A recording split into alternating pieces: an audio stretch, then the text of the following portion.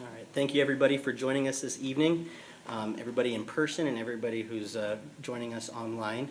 Today is January 7th, 2025. We are here for the purposes of a school board meeting with the Salt Lake City School District Board of Education. Really excited. Tonight's an exciting evening because we have the opportunity to perform the oath of offices for 4 board members, 2 new board members and 2 board members who won re-election. So this is a super exciting day for Salt Lake City School District as we start a new chapter with the board. The first thing that we'll do is also welcome and recognize our association presidents. For the classified associations, we have buildings and grounds who are represented by President Elia Ocampo. For child nutrition, we have President Tanya Slaughter. For transportation, President Chris Krogh. From the Salt Lake Education Association, SLEA, we have President Mike Harmon and Vice President Chelsea Acosta. And then from SLCSD, their president is Adrian Lobato, and they are represented by Shane Mansfield, who's with us this evening. Up next on our agenda is the Pledge of Allegiance, and we have Naeem Bade, who will lead us in the pledge. Naeem, let's get going.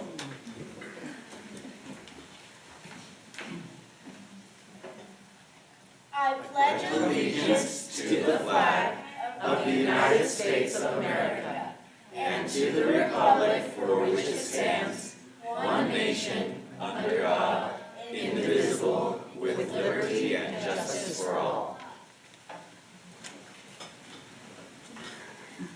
Excellent. Thank you, Naeem. You know how to project. That's really good. Thank you. You're welcome. And manners too, Muhammad. What can All I right. say, you know? The next thing on our agenda is the administering of the oath of office. We have a representative from Salt Lake County, Nikki Venugopal, who's here to lead us in those oaths. We do have Vice President Williams who's joining us remotely.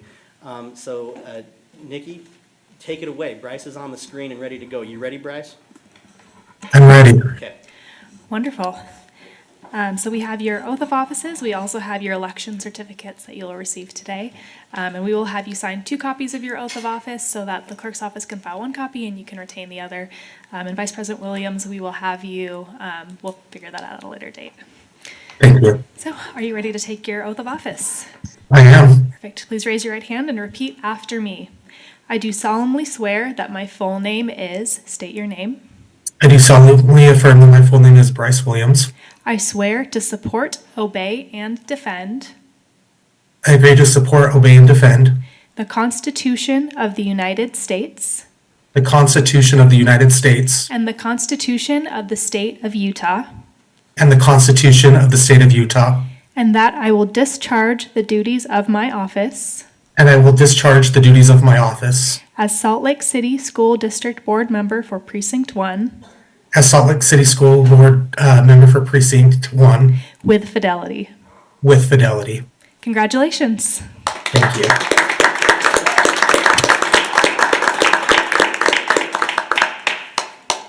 Congrats, Bryce. Our next oath of office from Precinct 2 is Charlotte Fife Jefferson. Charlotte, would you please go to the podium and stand with Nikki?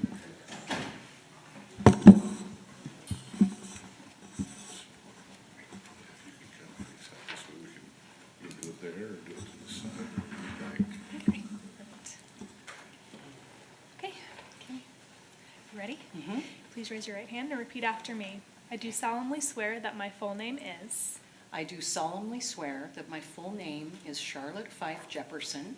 I swear to support, obey, and defend I swear to obey, support, and defend the Constitution of the United States the Constitution of the United States and the Constitution of the State of Utah, and the Constitution of the State of Utah, and that I will discharge the duties of my office and I will discharge the duties of my office as Salt Lake City School District Board Member for Precinct 2 as Salt Lake City School Board Member for Precinct 2 with fidelity. with fidelity. Congratulations. Here,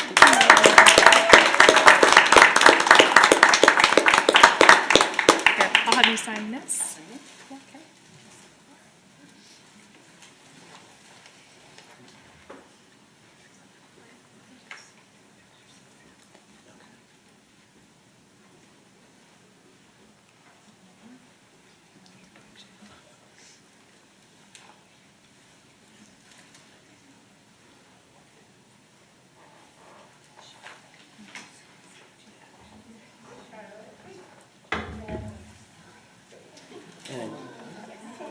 And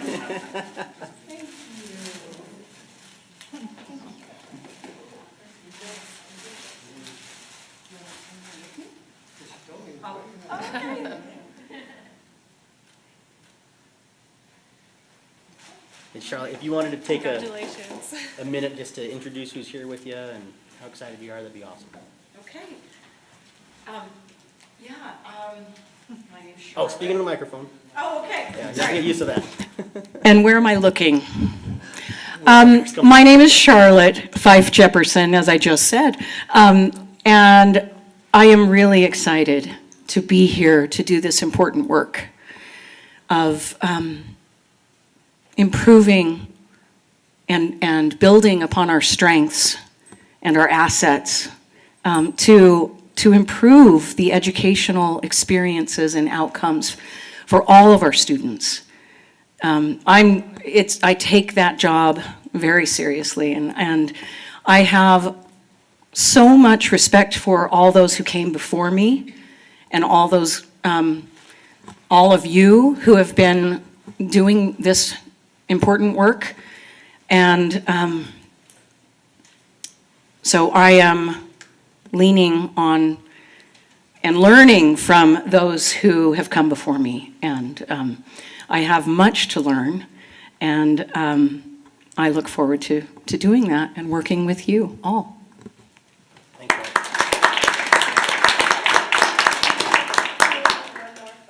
Okay. With the flowers? Absolutely. Oh, there we go.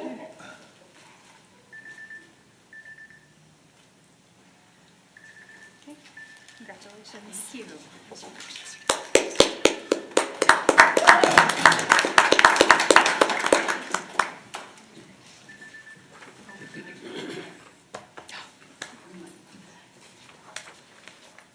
All right, moving along to precinct number 5, Board Member Mohammed Bey.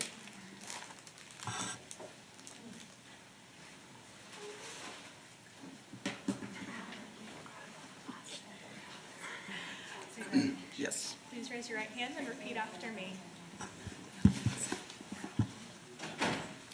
I do solemnly swear that my full name is, state your name. I do solemnly swear that my full name is Mohammed Bey.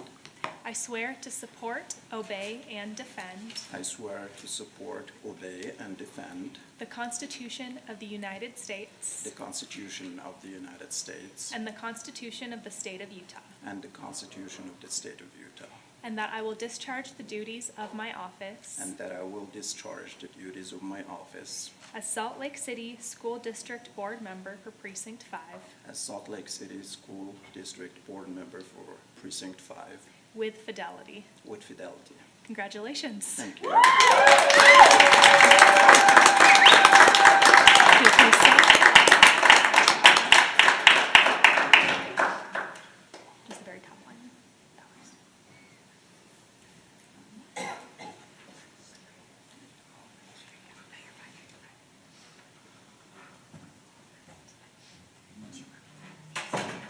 Okay. And here's your certificate. Fantastic. Thank you.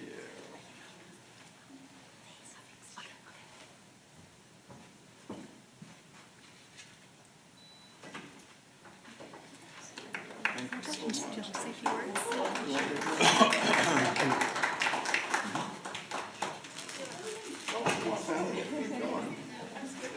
You have a beautiful family.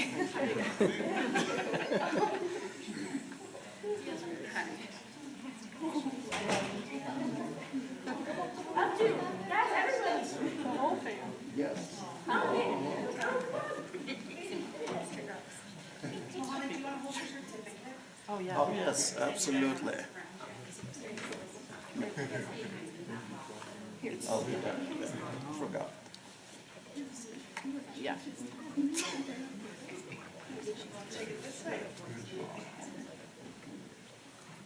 Looks great. Okay, I'll make a count of 3.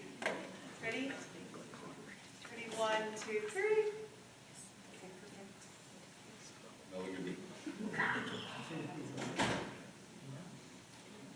Thank you.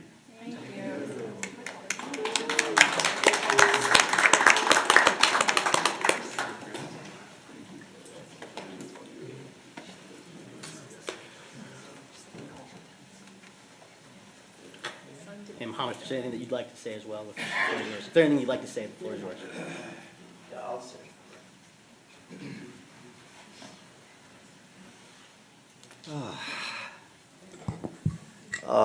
As you all know, my name is Mohammed Baid, and this is my second term. And, words are not enough to express my sincere gratitude to the support of my family. Because without them, at times of stresses, I don't know where I would be, Probably I would have left the country by now. But with their strength and their love, I'm able to be here. And I'm here actually for a purpose of making sure the dream of education will always continue to be the crown above the heads of every kid in our district. I came to this country to make a dream come true, and I am seeing that happening. As I'm looking at my two kiddos out there, one of them is a senior this year, and the other one already graduated. And to me, there is nothing that we can do in this world. And my little one over there, he just looked at me. Yes, I forgot about him. Yeah, he gets too much attention at home, so he's good. Yes, and so he is in the 6th grade. And words are not enough to express the gratitude. I'm really looking forward for another term of working together for a purpose of making sure our kids are getting the best education. And to the family, thank you for coming.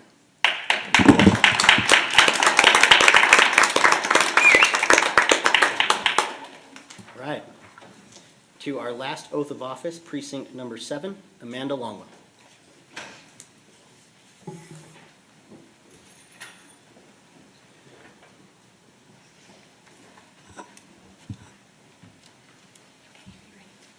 Please raise your right hand and repeat after me. I do solemnly swear that my full name is. I do solemnly swear that my full name is Amanda M.C. Longwell. I swear to support, obey, and defend I swear to support, obey, and defend the Constitution of the United States the Constitution of the United States and the Constitution of the State of Utah, and the Constitution of the State of Utah, and that I will discharge the duties of my office and that I will discharge the duties of my office as Salt Lake City School District Board Member for Precinct 7. as Salt Lake City School Board Member for Precinct 7. I was doing really good until then. Doing great. With fidelity. With fidelity. Congratulations.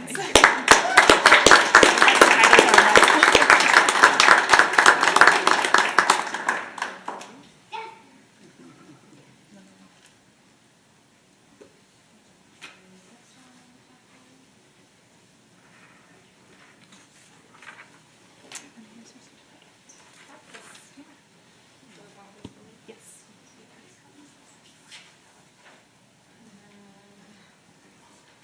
Pictures, blood first, what do you guys want? Pictures. Your pictures, the two of you can do it and then more. Then we'll have your family in. Well, they're getting-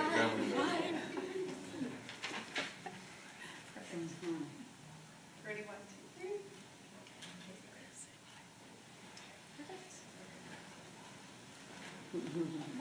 Joe, Casey.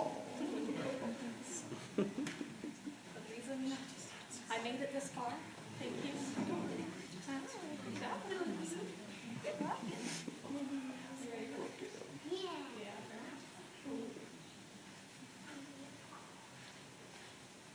Smile big, ready, 1, 2, 3.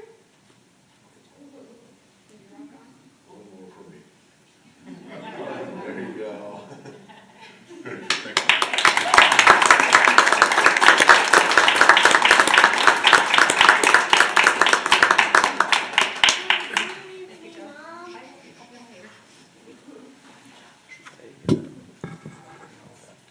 And then what are we saying? I guess I can do it at my finger here. Yeah, wait. Okay. I'll do a you, Charlotte. How about that? I'm fine with winging it. I don't know if I can be as eloquent as Charlotte there, and even though my daughter gives me a lot of bunk for always having too much to say, I feel like whenever I'm in these situations, I can summarize it really quickly. I'm grateful to be here. I am excited to see what the next level of work I can do to try to impact positive change for all of our children. I've been advocating in many different ways over the past 8 years. And so this is kind of the next step in that journey, and trying to make a positive difference in our students' lives. So I'm grateful for the community that's rallied around me and supported me. I'm grateful for my family who, in all honesty, I would not be here today if it weren't for their unconditional support through all these years. So cheers to 4 years and hopefully many more.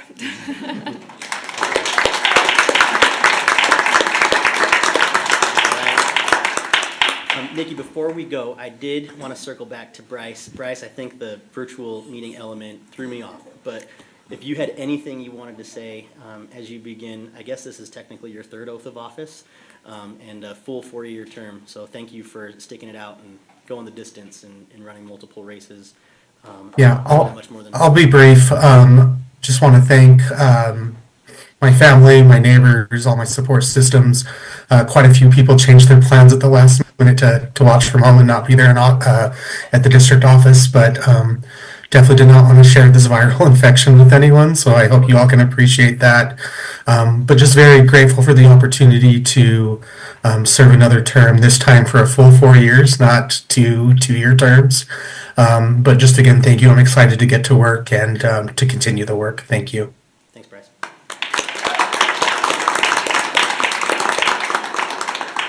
And if I may, President Salazar, congratulations to all of you, and thank you to each and every one of you on this board for stepping up to be leaders and serving our community. So on behalf of the clerk's office, thank you very much. Thank you for being here. Thank you. Appreciate it.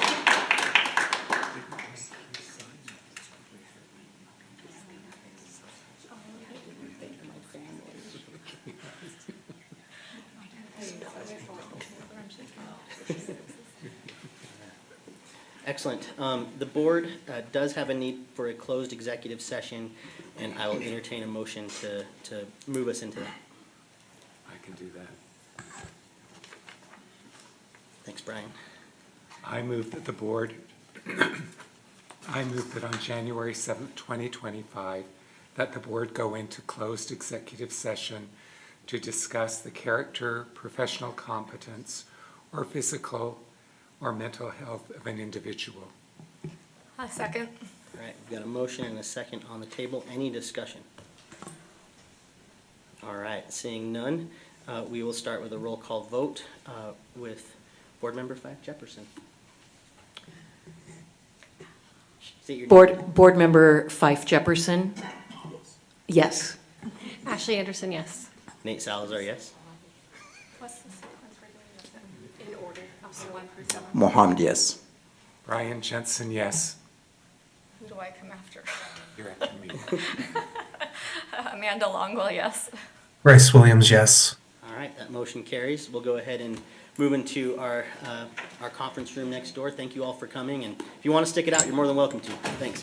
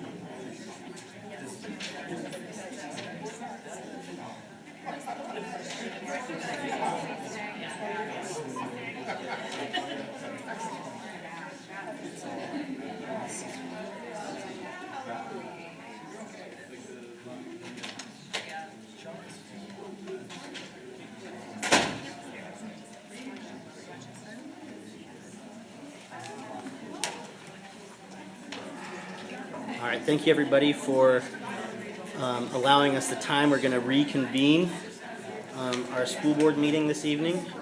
If we could please have your all's attention. Again, thank you, everybody. The Salt Lake City School District Board of Education is reconvening its public meeting post a closed session. The next item on our agenda is the election of board leadership positions. The first item on the agenda, item A, is the election of the president of the board for the term of the office of January 25 through January of 2027. I'll entertain a motion. I'd like to make a motion that we elect, I'd like to nominate Nate Salazar for board president. Thank you, Charlotte. I accept the nomination and we'll seek a second. I second. Second. All right, we have a motion and a second on the table.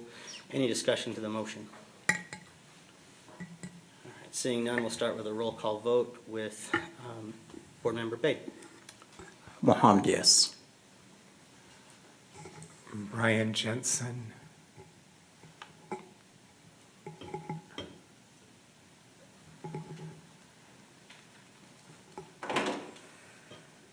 Yes.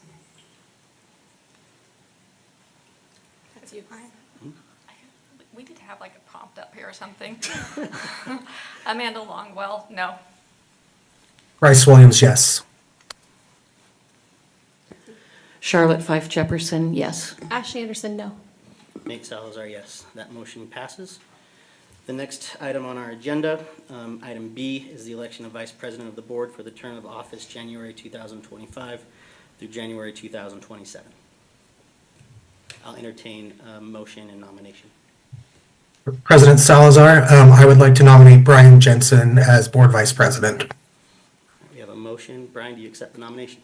Yes, I accept the nomination. Is there a second to the nomination? Second. Ashley is the second. Any discussion to the nomination and the motion? All right. Seeing none, we'll start with a roll call vote. Amanda, I'm going to make it easy on you. Thank you. Amanda Longwell. I vote yes. Bryce Williams, yes. Charlotte Fife Jefferson, yes. Ashley Anderson, yes. Nate Salazar, yes. Mohammed, no. Brian, your vote? Oh, yes, I vote for myself. All right, that motion passes. Congratulations to myself and Brian. Brian, if you would like, the vice president's seat is yours, and I'd appreciate it if you moved on over.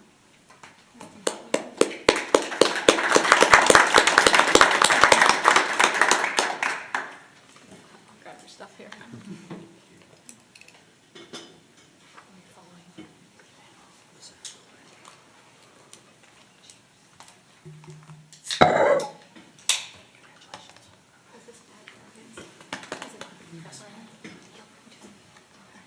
Okay.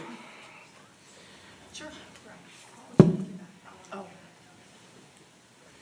right, and Bryce, when you're able to join us, post what you're managing right now with your health, we'll have you assume the position that Brian just left on the dais here, okay?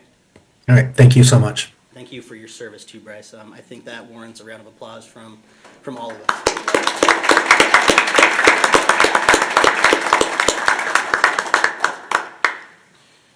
All right, Superintendent, looks like we have some recognitions this evening. National Board Certified Teachers. Turn the time over to you. We do, and Desi Olson, who oversees this program for us, is going to come up and introduce our teachers. And really, first of all, we have a group of amazing teachers here today to celebrate with this. And I just have to say how proud I think we all are to be the district that represents the state in this. When we're talking about being a flagship district with excellent teachers, this is what we mean. And so I appreciate you as teachers being here tonight and for the amazing work you've done in order to get that national board certification, and excited about what it means for your students too. So thank you, Desi. Thank you. Good evening, and thank you to the Salt Lake City School District, board members, and the Salt Lake Education Foundation for supporting and recognizing our new and renewed National Board Certified Teachers, also known as NBCTs. recognizing NBCTs is definitely a highlight of the year, and we appreciate your recognition of their hard work and dedication to bringing excellence and equity to every student, every classroom, every day. For those of you who don't know, National Board Certification is the highest teaching certificate a teacher voluntarily pursues. It is a process grounded in in rigorous and extensive teaching standards and requires a teacher to demonstrate clear, convincing, and consistent evidence that their practice meets these standards and has a positive impact on student learning. To achieve National Board Certification, teachers complete 4 components, which address a range of practices, including content knowledge, differentiation of instruction, classroom environment, assessment literacy, and professional learning. NBCTs must renew their certification every 5 years, demonstrating their continued professional growth and how they continue to meet the NBPTS standards. Over 70 teachers have now achieved their National Board Certification while working in our district. Though many have retired, today we have 46 active NBCTs in our district and the largest number in Utah. We currently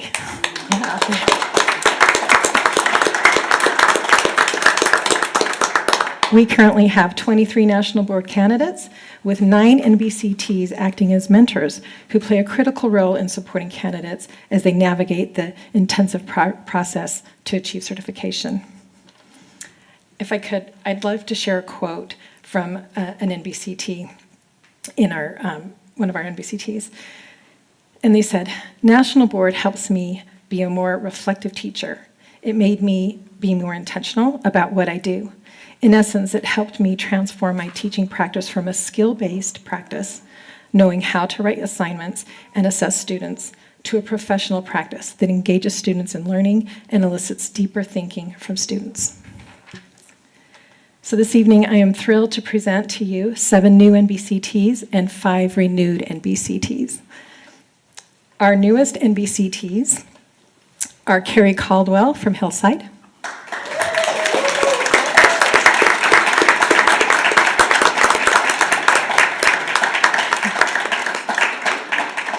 Aubrey Gamble from Highland,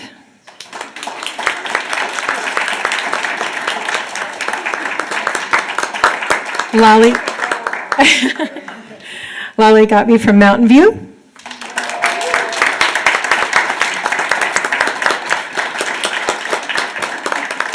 Jeanette Huffer from Indian Hills,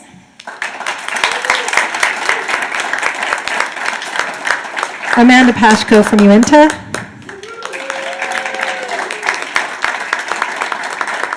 Rebecca Richardson, East High School, and Jennifer Vasquez, Wasatch. Our renewed NBCTs are John Arthur from Meadowlark, Paula Bickerton from Mountain View, Anna Christiansen from Clayton,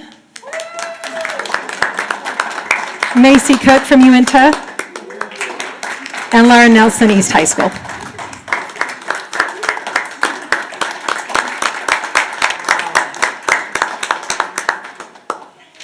And I'd also like to thank all the principals and others who are here to support all of these amazing teachers.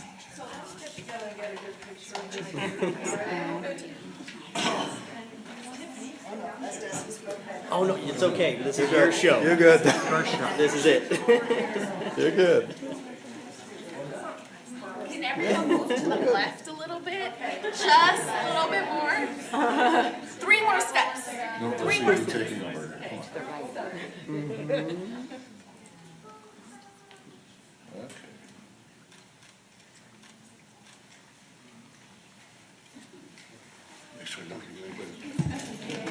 Congratulations.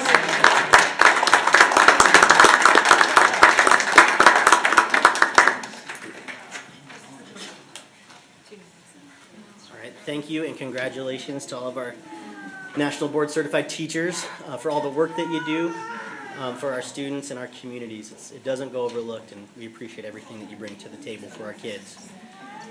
Moving along in our agenda, we have the consent agenda, and I'll entertain a motion regarding the consent agenda. I'd like to make a motion to approve the consent agenda with the exception of items C, 6, A and B, to pull those for discussion because I was not participating in those, so I want to be able to abstain. So I'll move those to discussion and approve everything else on the consent agenda. Okay. Does that Thank make you for sense? that, Amanda. And that means that we'll have to address item number 6, A, B, and C. Is that correct? I On think our it's just- action, just item. Do I have the updated one? I don't have the updated. Whatever's under 6. Yeah, so item 6 includes item A, November 19th, 2024 revised. Oh, yeah. B, A, B, and C. special publics, Yep, I was okay. looking at the wrong one. Yeah, so we will revisit those on the action agenda per your request. Second. All right, we have a motion and a second on the table. Any further discussion to the motion? Ashley? So I just wanted to point out, based on our meeting discussion from December, that last year we did miss the boat 4 times to respond to board member concerns on technology purchasing, which is represented here. And so I want to be sure we note that this request was made and supported several times in 2024 and was also indicated that was necessary by staff. So we should honor those requests on the next agenda. Similarly, the reported request exists for the school financial reports, which also appear here, and which there was no dissent for placing them as a discussion item on the next meeting, but that has not happened. So I just want to clarify that I know we would like to move forward as our first meeting of the year with new board members and limited discussion, but we do need to take time to honor those multiple requests that have been made appropriately. Amanda? I do want to make a point about the Salt Lake City Corporation request for increase in that contract. I did email Alan and he gave clarification on it, and correct me if I'm wrong, but ultimately with it being such a large increase, they're going to be looking into if this is a long-term increased cost or not, so we can decide how to move forward with that. So I just wanted to point out for the community that that is being discussed and evaluated, Thank you, or Amanda. at least in the future. Appreciate it. All right. Oh, Brian, sorry, I missed you. That's I'm used to fine. like looking over there for you. Ashley, I appreciate you bringing those 2 points up. I think I was one of the ones that had requested that as well and had a note that we could get that on the agenda, the report on technology. And I think that that's critical, and we've also talked about the schools as well. So, Okay. thank you. Thank you. Superintendent, do you feel like you have clear direction on the requests that have been made that we need to be on our future agendas? Yes, and what I think I'd like to do, though, is to clarify by email what the topics are to make sure that's right. I wrote some down at the last meeting about that request and what you wanted to know, but I want to just confirm that that meets the expectation, so let's do that over email to confirm what those look like. Ashley and Brian, does that work for you as the 2 requesters? That works. It was more than us, but yes, for me. Okay. Yep. Thank you for that. Go ahead and call the motion to a vote. So that, again, just to clarify the motion, Amanda, it was to approve the consent agenda while pulling item number 6, A, B, and C to the action agenda. Okay, thank you for that. We'll start with a roll call vote with Board Member Anderson. Ashley Anderson, yes. Nate Salazar, yes. Mohammed, yes. Brian Jensen, yes. Is it my turn? Yep. Amanda Longwell, yes. Bryce Williams, yes. Charlotte Fife Jefferson, yes. All right, that motion passes. Our next item is the request to speak. We don't have any signups for this evening, so we will go ahead and move on to the reports agenda. The first item on that agenda is the annual comprehensive financial report revised. I'll turn the time over to Business Administrator Kearsley. Thank you. So the Salt Lake City School District has contracted with Squire and Company to conduct our independent audit of our financial statements. And I'd like to invite our auditors forward from Squire. We have Dave Brown and Thomas Hazeltine, or Hazeltine. Please come forward up here. They presented in a detailed report to the Board Finance Committee at the end of November. And now they're gonna have a more summarized report of the financials to the complete board, and then they'll be open for any questions that you have after their presentation. So, Okay. auditors, go for it. Thank you. Appreciate the opportunity to be here tonight. Spend a little time just discussing the results of our audit for the year ended June 30, 2024, as previously been mentioned. Alan did mention that we met previously with your audit committee, and so that was done in November. This will be more of a summarized overview of things, so we'll be quite brief.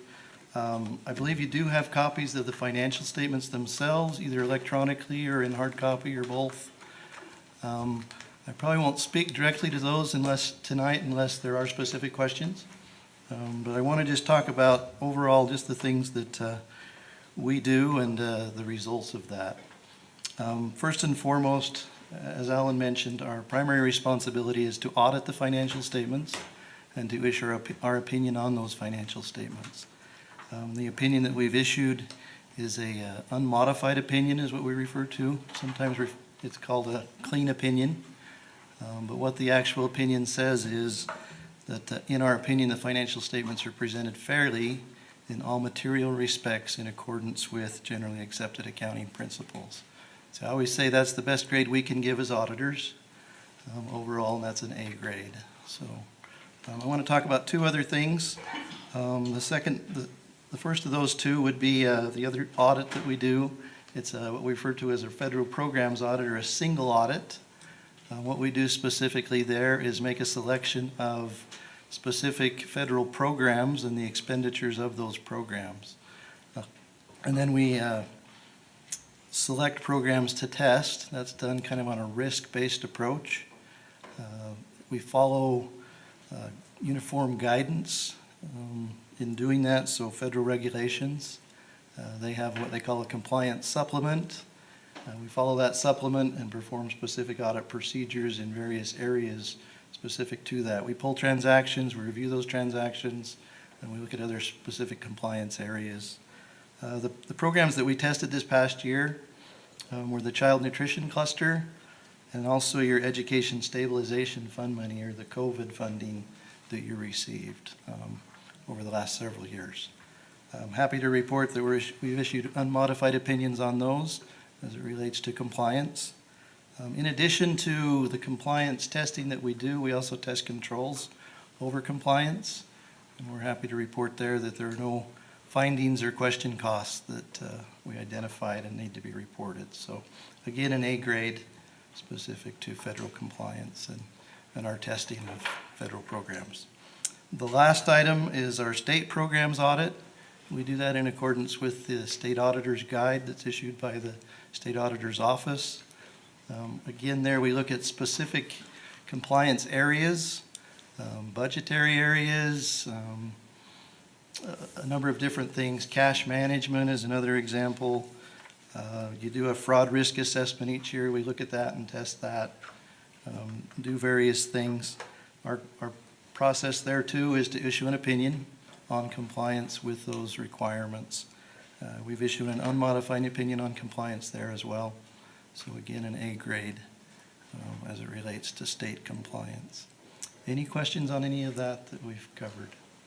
Vice President Jensen. Yes, so we have the full Yes. report here, but I am looking at the one that was online, and I haven't had the opportunity to familiarize myself with everything that's in the bound one. But at the beginning, it talks about financial highlights. And I was pleased to see that expenses were 22.5 million less than the 396.5 million generated in taxes. But the thing that was pleasing to me as well is it looked like there had been, if I'm reading this right, expenses were down a lot more than they were in the previous year. Is that what that's telling me? Yeah, so what he's referring to specifically is in what we call the management's discussion and analysis, and its highlights. I would mention here that as we talk about highlights, what we're talking about statement-wise are the government-wide financial statements themselves, as opposed to the fund financial statements. The government-wide captures things such as capital assets, for instance, and says we put those on our balance sheet. It also identifies and recognizes debt. So there's differences between the two. The fund financial statements are more on a budgetary basis, if you will, and it kind of describes those there. But specifically to your point, yes, if you look on page 20 of the document itself, it does compare 2 years' worth of information there specific to those government-wide financial statements. So you can see 2024 as well as 2023, the revenues in total and the expenses in total. And so overall, total expenses for the year were $374 million as opposed to $359.7 in 2023. And again, that's on a government-wide perspective. A better flavor maybe for you to say, how did we compare to what we planned to do, might be to look at the budgetary statements. Okay, so that was my next question. Where do Okay. I go? Okay. Yeah, so if we turn to, let me find that as I'm speaking here. If you turn to page 34 of the document, this is the statement of revenues, expenditures, and changes in fund balances, the budget and actual for the general fund. And so you can see it shows a column with original budget, final budget, then actual, and then the variances. So specifically, total revenues, the actual amount was $303,753,000 for the year, which was, we budgeted $307 million, and so we were less than what we budgeted in the revenue side by that 4.1. Generally, we expect that from the standpoint of when we're talking about federal expenditures, typically we'll budget as if we're going to spend the whole thing, but timing typically doesn't necessarily work out that way. And so a lot of times where you're less in revenues, it's going to be in the federal and state area due to just the spending of those and the timing of that spending. If you want to look at expenditures specifically, that's down just a little lower there. Final budgeted expenditures were that $317,921,000. We actually spent $295,000, and so you have 22.6 as a positive variance there compared to what you budgeted. So Okay, so that's where it's coming from. it is. Okay. Yep. Thank you for your work, Alan. Any Yeah, other questions this evening? Yeah, I might just mention that, yeah, this document takes a lot of effort. We do our part and say we audited it and we issued our opinion. We do some assistance in helping and reviewing and doing those things, but just want to commend everyone that's involved, Alan and his staff, all that they do to pull this all together and to help us do the job that we do in auditing the numbers and the financial statements themselves. They do a great job, and we appreciate the help that we get.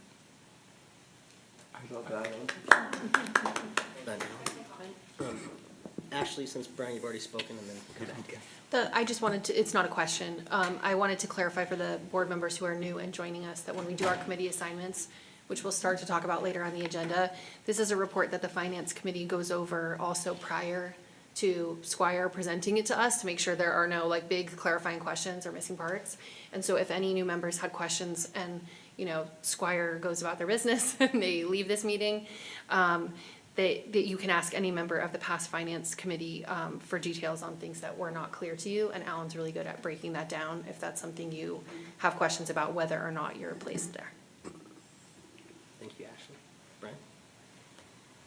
I just had one other comment, and again, it was under the highlights section, and it talked about that we had an actual increase in student enrollment this year. It said 174 students, I believe.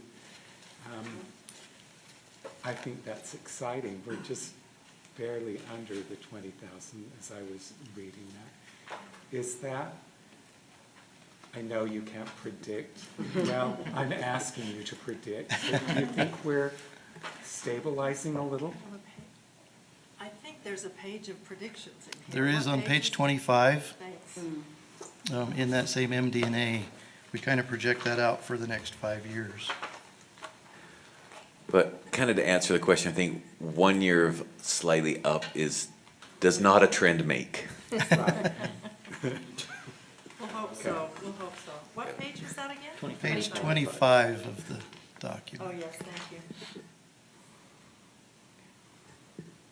Excellent, thank you. Are there any other comments or questions for our colleagues from Squire?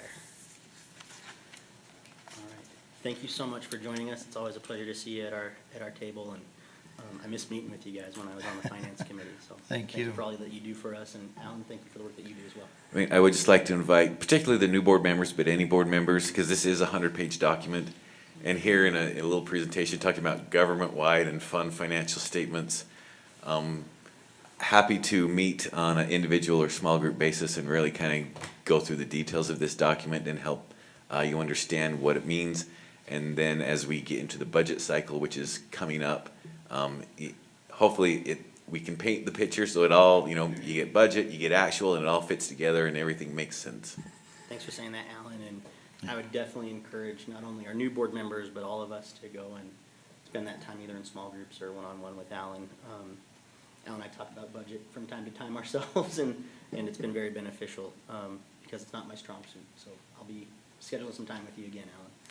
And then another thing that I think would be helpful, in the back is a statistical section, which gives 10-year histories on a lot of these. It takes these exhibits and gives a 10-year history.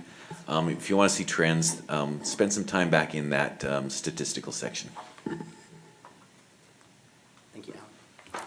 All right, thank you, Squire. Thank Appreciate your you. time. Appreciate it. Thank you. Moving on to our discussion agenda, the first item there is board training. We have two things to go over this evening, as we do traditionally when new board members are sworn in, and certainly part of our requirements as a duly elected board. Item number one being the Open and Public Meeting Act, and B, annual board member required disclosure. So, Superintendent, I believe Ms. Kindle is joining us for this That's training? right, yep. Thank you.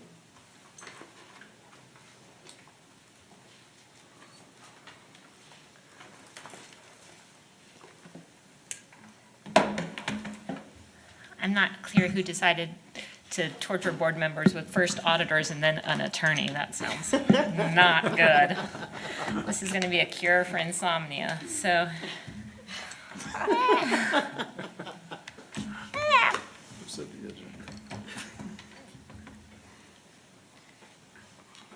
I did There we it go. and it didn't do it. It worked. What? Oh, look at me. So, as Board President Salazar indicated, state law requires that you be annually trained on the Utah Open and Public Meetings Act, and then also we're going to go over the new requirement for elected board members to annually complete an interest disclosure. So, if I can, the Open and Public Meetings Act, I know for a lot of you this is just a repeat and a reminder, but we do have two board members who are new and might not be as familiar with it, so I will go over quickly all the old requirements, things that haven't changed, things that you're very familiar with, and some of the new things. So the basic rule for open and public meetings are always to make the public aware. So that means giving at least 24 hours notice of the agenda, date, time, location, posting the notice of your agenda, and we do that at the district administrative offices. It used to be that there was a requirement that we posted it at our main site. Now it's just the place where the public can walk by and see it, and we've chosen to do that at our main office. And also we have to post it on the public notice website. And annually you're required to adopt a meeting schedule. And of course, as some of you may know, that can change. You can add board meetings to it, but it is expected that you annually adopt a schedule with your intended meetings for the entire year. So what's new in the past year is the requirement that all school boards have public comment in their board meetings. That was not something that all school boards across the state were doing previously. We have always had, in this district, this board has always allowed public comment in their business meetings. The carve-out in state law is for work sessions. Those are what we traditionally call study sessions, and emergency meetings, that you don't have to hold public comment there. And the state law also required that we adopt a written policy regarding allowing the public to not only come and verbally present public comment to you, but also to submit written comments. And the board adopted changes to its B2 administrative procedures for school board meetings. There's a whole separate, the administrative procedures are specific to participation in board meetings, so it outlines how the public can come and speak, as well as submit written comments for public comment. So what is a meeting? And this, of course, is not new, but when a quorum is present for the purposes of reviewing or discussing or receiving comments from the public about an issue that is within the scope of your authority that you're likely to act on, it's most likely going to be a meeting. So this includes workshops and executive sessions, and we'll talk a little bit later about when 4 board members are communicating how that might be seen as a meeting. But there was a state law that was passed last legislative session that clarified that a chance or social gathering is obviously not a meeting. When you're convening only for the discussion of administrative or operational matters, that is not going to be a meeting because no formal action is going to be taken. So, for example, new board members who came in, if we had a large number of new board members or old board members were meeting with new board members to talk about these are your benefits, this is sort of what we do, that's not going to be considered a meeting that would violate the Open and Public Meetings Act. But the House Bill 36 clarified also that if all of you were to attend, say, an event, that SLEF was holding an event, this is just a hypothetical, to dedicate a track, and the members of the public were available and you were all there too, that's not going to be considered a meeting that would violate the Open and Public Meetings Act. That doesn't need to be noticed. So as long as the gathering is an event that's initiated or hosted by someone other than the public body, and the public is welcome as well, and there's no action taken as a public body at that meeting, you are all eligible to go, and that will not be a meeting.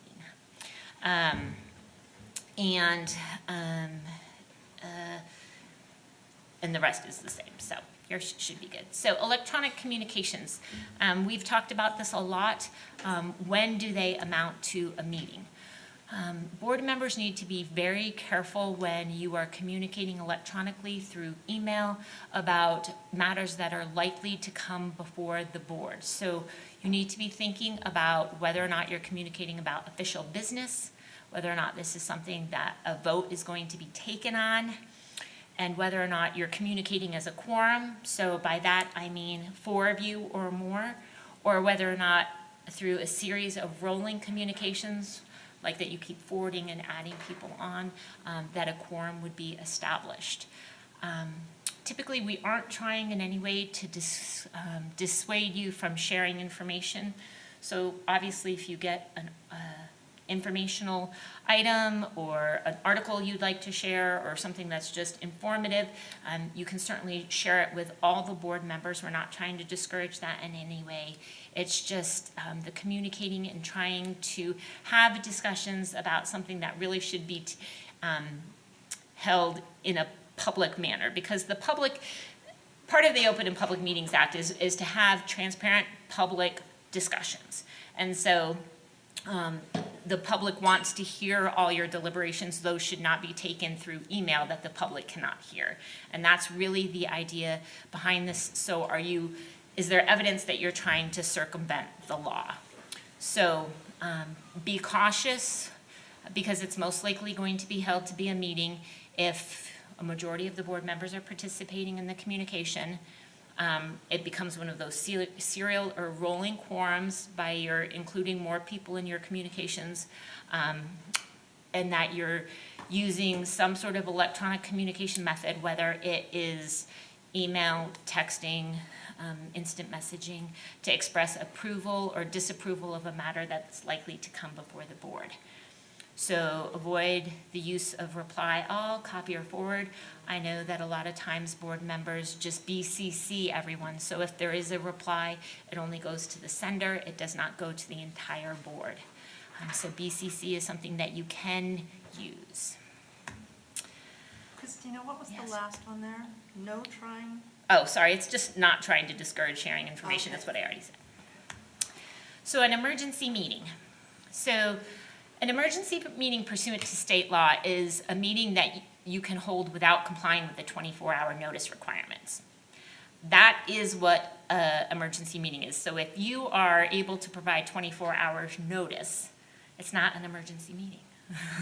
So just to be clear about that, so an emergency meeting is when it's such an urgent or unforeseen circumstance that you can't give that 24-hour notice. So some people think, oh, well, this wasn't on our schedule, we need to hold a meeting, it's an emergency meeting. No, it's not an emergency meeting under the law unless you can't provide that 24-hour notice. So the law is very specific in terms of you have to give as much notice as practicable. If you're not going to meet that 24-hour requirement, you have to attempt to notify all your board members, and a majority of the board has to approve holding that meeting. So, electronic meetings. Within the past year, there's become a new definition of an electronic meeting. Currently, an electronic meeting is defined as any meeting in which one or more board members participates remotely. So as some of you may have seen on our board agendas, we have an asterisk that says this meeting may be an electronic board meeting because sometimes, certainly not to pick on board member Williams, but unforeseen things happen and someone has to appear remotely or through electronic means. And so state law would consider that this is an electronic board meeting, even though it's just one board member. So also in accordance with state law, if we hold an electronic meeting in which all board members are participating electronically, we do not have to provide a physical anchor location unless there's a written request from the public at least 12 hours before the scheduled meeting. So moving forward, those administrative procedures are not online. So I know we had an electronic meeting recently in which all board members, in which board members were participating electronically. We could have not held an anchor location, but we didn't have that process in place and the public wasn't aware of that yet. But this is in the administrative procedures, so when they're posted, this will be the new requirement, that we don't have to hold that anchor location. Does that make sense? Yes. Great. So as you all may know, we do have to have public comment, and board meetings are open to the public clearly, and we welcome them to attend, but that does not give any member of the public the right to speak or disrupt the proceedings. So in the event that someone was willfully disrupting our meeting to the extent that orderly conduct was severely compromised. So, for example, if the audience breaks out in spontaneous applause for this presentation, that's not going to be a substantial compromise of the proceedings of this. So, people clapping, that's not what we're talking about, right? You need to have like someone willfully disrupting the meeting and it being seriously compromised. And then we could move into perhaps having that person removed, but that's a fairly high bar. Texting during board meetings. As I indicated before, the purpose of the Open and Public Meetings Act is for the public to hear your discussions. So if you are texting during board meeting with other board members about what's being presented or about the vote that's about to happen, that is a violation of the Open and Public Meetings Act. Obviously, if, you're sending me a text as to, my God, you're boring, that's not a violation of the Open and Public Meetings Act. Or if you're communicating with your children about an emergency, that's not a violation. But if you're talking about something that you're about to vote on, the requirement would be for you to say that out loud and not text. And I thought, oh, this is something that I wanted to cover, so I went back these slides because I knew I was supposed to say that. When you're talking about your emails and text messages, for those of you who may not be aware, if you're wondering about anything that you're texting as a board member or sending an email as a board member, whether or not that's going to be considered a public record under GRAMA, the answer is yes. So always, always be thinking this is a public record that can be subject to GRAMA. And for board members who may not be aware, we get requests all the time for board member emails. And as part of our process, Sam Quantz and his team have the ability to pull those emails for us. So we may get GRAMA requests in which you are not even informed that your emails have been requested and pulled and turned over. But you will typically be informed because a lot of times they request your text messages as well, and we obviously don't have access to those. So that is on we expect you to comply with the law, and we ask you to do a due diligence search of your text messages and turn those over. And we have on occasion been taken to the records committee when the requester has not believed that board members have turned over the requested text messages. So we just ask that Jillian Norton would be the one reaching out to you. She's in my department to say, we've had a request for these text messages. Do you have anything responsive? You are required to say yes or no. So we would like a response, not just, well, I don't have anything, so I'm not going to answer, right? Because we need to be able to say we did our due diligence and that they said they didn't have any. And that's what we would respond to the requester. Is that, everybody got that? Okay. So calling a closed meeting, you all just had a closed meeting. In calling a closed meeting, you need to call it from an open meeting. That's why we always open a public board meeting first, and then a quorum must be present to go into closed session, and 2/3 of a vote of board members must approve going into closed session, and it must be a proper purpose under Utah code. The most common proper purposes that we use in this district and that you as a board use are to discuss an individual's character, competence, physical or mental health. And the statute is an individual, it's not an employee. So you might have instances in which you're discussing someone else's character, competence, physical or mental health. That's not an employee, but that is allowed by the statute. Pending or reasonably imminent litigation, and it doesn't necessarily always have to be litigation in court. It includes administrative actions as well. Collective bargaining, property transactions, so the acquisition, sale, lease, or exchange of property, deployment of security personnel, devices, or systems, and investigative proceedings regarding allegations of criminal misconduct. Those are the most commonly used. There's certainly a whole list of other ones that if something came up and we needed to look and see if you could have a discussion in closed session for a permissible purpose we could look at, but those 6 are the ones that this board most frequently uses. So violations. If any member of the public or any individual felt that they were denied a right under the Open and Public Meetings Act because of an alleged violation by this board, they could bring an action in 3rd District Court. If the violation is found to have occurred and there was any resulting action or vote taken, that vote or action would be undone and overturned.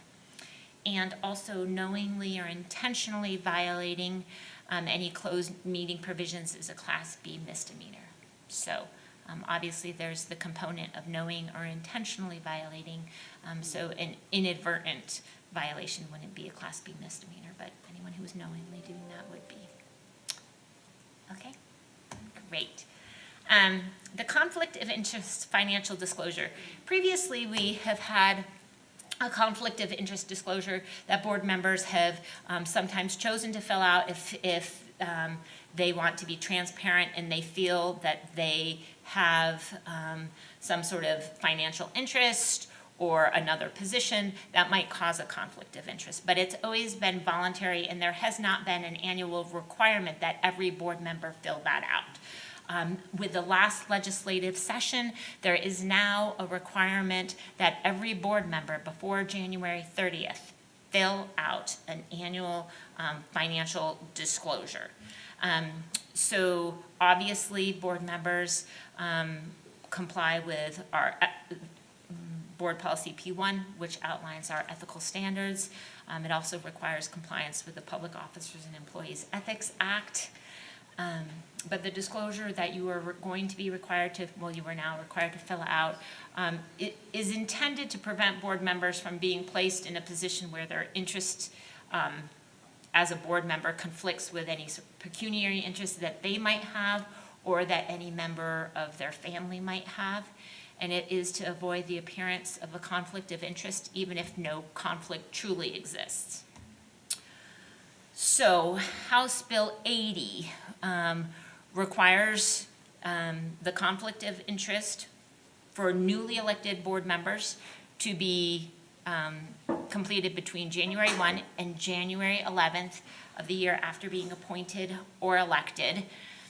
And each school board member has to complete the conflict of interest disclosure within that same period of time. We are going to be sending that to you as soon as this meeting is over. You will be receiving it via DocuSign. It's going to allow you, it's fillable, so you can just type in all your answers. If you fail to complete that disclosure, the special filing officer, who is your business administrator, Alan Kersley, has 21 days to provide the board member with an electronic notice of deficiency. So within 60 days of your submission, business administrator Kersley, I don't know why I was about to say board member Kersley, I'm whatever. Okay, within 60 days of that deadline, business administrator Kersley will review all those disclosures to make sure that they are complete. So when you're filling them out, one of the things that I'm going to recommend is that even if you have a section that you feel like is not applicable to you, that you at least put in not applicable. So someone knows that you have read it and that you are saying this is not applicable, and not that it's just left blank, right? That you are affirmatively saying there is no disclosure here. Because one of the issues that we'll get to is that these disclosures can be challenged for completeness. But what you have to disclose, your current and recent employments, as well as that of any spouse or other adult living in your household, any entity in which you are an owner or officer, any public employer, business entity, or person from which you may receive $5,000 or more in compensation. You must list each entity in which you hold any stocks or bonds having a fair market value of $5,000 or more. And you have to list any entity in which you currently serve or served in the preceding year in a paid leadership capacity or in a paid or unpaid position on a board of directors. So any other disclosures that are necessary. And that is supposed to be a joke about a shoe size. Like that they don't ask for your shoe size, but you know, maybe you have to be much older than all of you are to understand the shoe size. But at your option, you can provide information regarding real property you own or have an interest in, or any other matter you believe may constitute a conflict of interest. Kendall, just as like an example, for the community and for the public, well, it's never come up, but if it were to come up, say Dr. Hall needed a specific action taken by the board that impacted the district's work with, say, the Salt Lake City Public Library, my employer, I would more or less say, I'm going to bow out of discussion and the voting to maintain some impartiality within my two roles and positions with both entities. Is that? That's kind of correct. what you're And you'd obviously put Salt Lake City Library on this Yes. disclosure, right? Okay. And any other, if you have multiple jobs and you're gonna receive more than $5,000 of compensation, you need to list all those. Okay. So what is done with the form? So again, this is a new requirement. The forms are going to be placed on the district's website and will remain on the website until you leave office. Additionally, the lieutenant governor will be sent a link to the electronic posting for each of your disclosures. And so are there penalties associated with these conflict of interest disclosures? If you didn't file one, or it isn't complete, or there has been a complaint made alleging that it isn't complete, Business Administrator Kersley has 5 days to notify you of the failure and request that you complete the deficiency, and you will have 7 days to correct the problem or explain why it's not an issue. If you fail to correct the deficiency, you are guilty of a Class B misdemeanor, and Business Administrator Kersley would be required to report the violation to the Attorney General. Business Administrator Kersley would also is required to impose a civil fine of $100 on you and have that money deposited into the general fund. Any questions? I'm ending on a high note, I can just tell. Okay. I have a question. Sure. And I didn't see that it was clear in here, but for individuals, like you're a 401k, there's a high likelihood you're going to have more than 5,000 in a particular entity, depending on how much you've got invested. So, I guess, how detailed are we going? My expectation is that what they're hoping for is more detail than less detail. I mean, obviously, it talks about stocks or bonds, so that would be your 401k, and so it's unlikely that that's going to create a conflict of interest, but I would err on the side of fuller disclosure as opposed to less. And that's why it's a expandable, fillable DocuSign form that you can put everything in there that you would like to. Thank you. Sure. Business Administrator Kersley, do you disagree with that? No, but I think on that case, you would just put like 401k managed by company X, and you wouldn't have to list out how much is in it. Just say in excess of $5,000 in a 401k managed by this investment firm or Utah Retirement System or whatever. That would be more friendly. Yeah. Yes. Yeah. Any other questions about this? Yep. So just be looking for an email that'll come from DocuSign at the end of the day. And if you have any questions, then the emails, Sam worked on the form. So if you have any questions or have problems with the form, you can contact Sam, or the requirements of what needs to be put in the form, you could reach out to either Alan or I. Okay, thank you. Thank you. Moving along to item number 2, which is the annual board statement of ethics. Let me pull that up. All right. And I'll go ahead and turn the time over to the superintendent and the business administrator. So according to the board policy B1, there is a statement of ethics for the Board of Education. It's there in the cover sheet on this, in this exhibit, pulling that information from B1. Each year, the board decided that it wanted to review and reaffirm.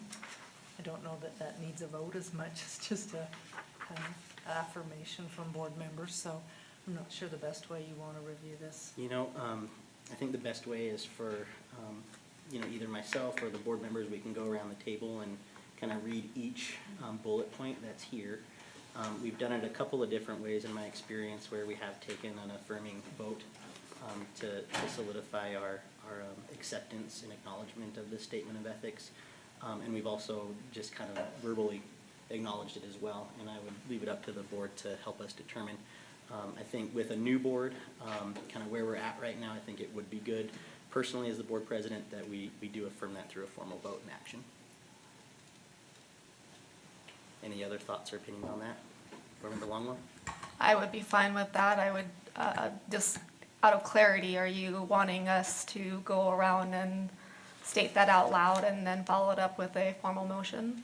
We could, or we could, honestly, we could move it to the action agenda and, either I or Brian, or we could go around the room and read it out loud. But I do think it's valuable that it is read out loud for the public's sake and for our continuity moving forward with our ethics statements. So would we say it out loud before we move it to action? I Or think just we move could it? probably move it to action and read it out loud there. And I would be fine with that. Does anybody else have any other preferences? So moved. Okay. I will second. All right. So Amanda, I think what we're doing, and just for kind of a training sake in the moment, our board practice the last couple of years has been that we honor the discussion agenda and the action agenda of each board meeting. And so what we would do for this instance is, since we have a motion that you made and Ashley moved it as a second, that we would move this to the action agenda and take it up then when we're done with the discussion. Point of order, I made the motion and Amanda seconded. Oh, excuse me. Thank you. Sorry for the mix-up there. Accept the point of order. Appreciate that. But nonetheless, that's kind of the practice that we've been involved with or engaged with the last couple of years. If that makes sense? Okay. Any discussion to the motion? Okay, and just to clarify, this would be to move the annual board statement of ethics to the action agenda. We'll start with a roll call vote, seeing no need for discussion here. We'll start with Board Member Bade. Mohammed, yes. Brian Jensen, yes. Amanda, yes. Charlotte, yes. Ashley Anderson, yes. Nate Salazar, yes. And Bryce, I can't see the screen if you're still with us, but if you've moved on. And Sam, do you know if Bryce is still there? Okay. No.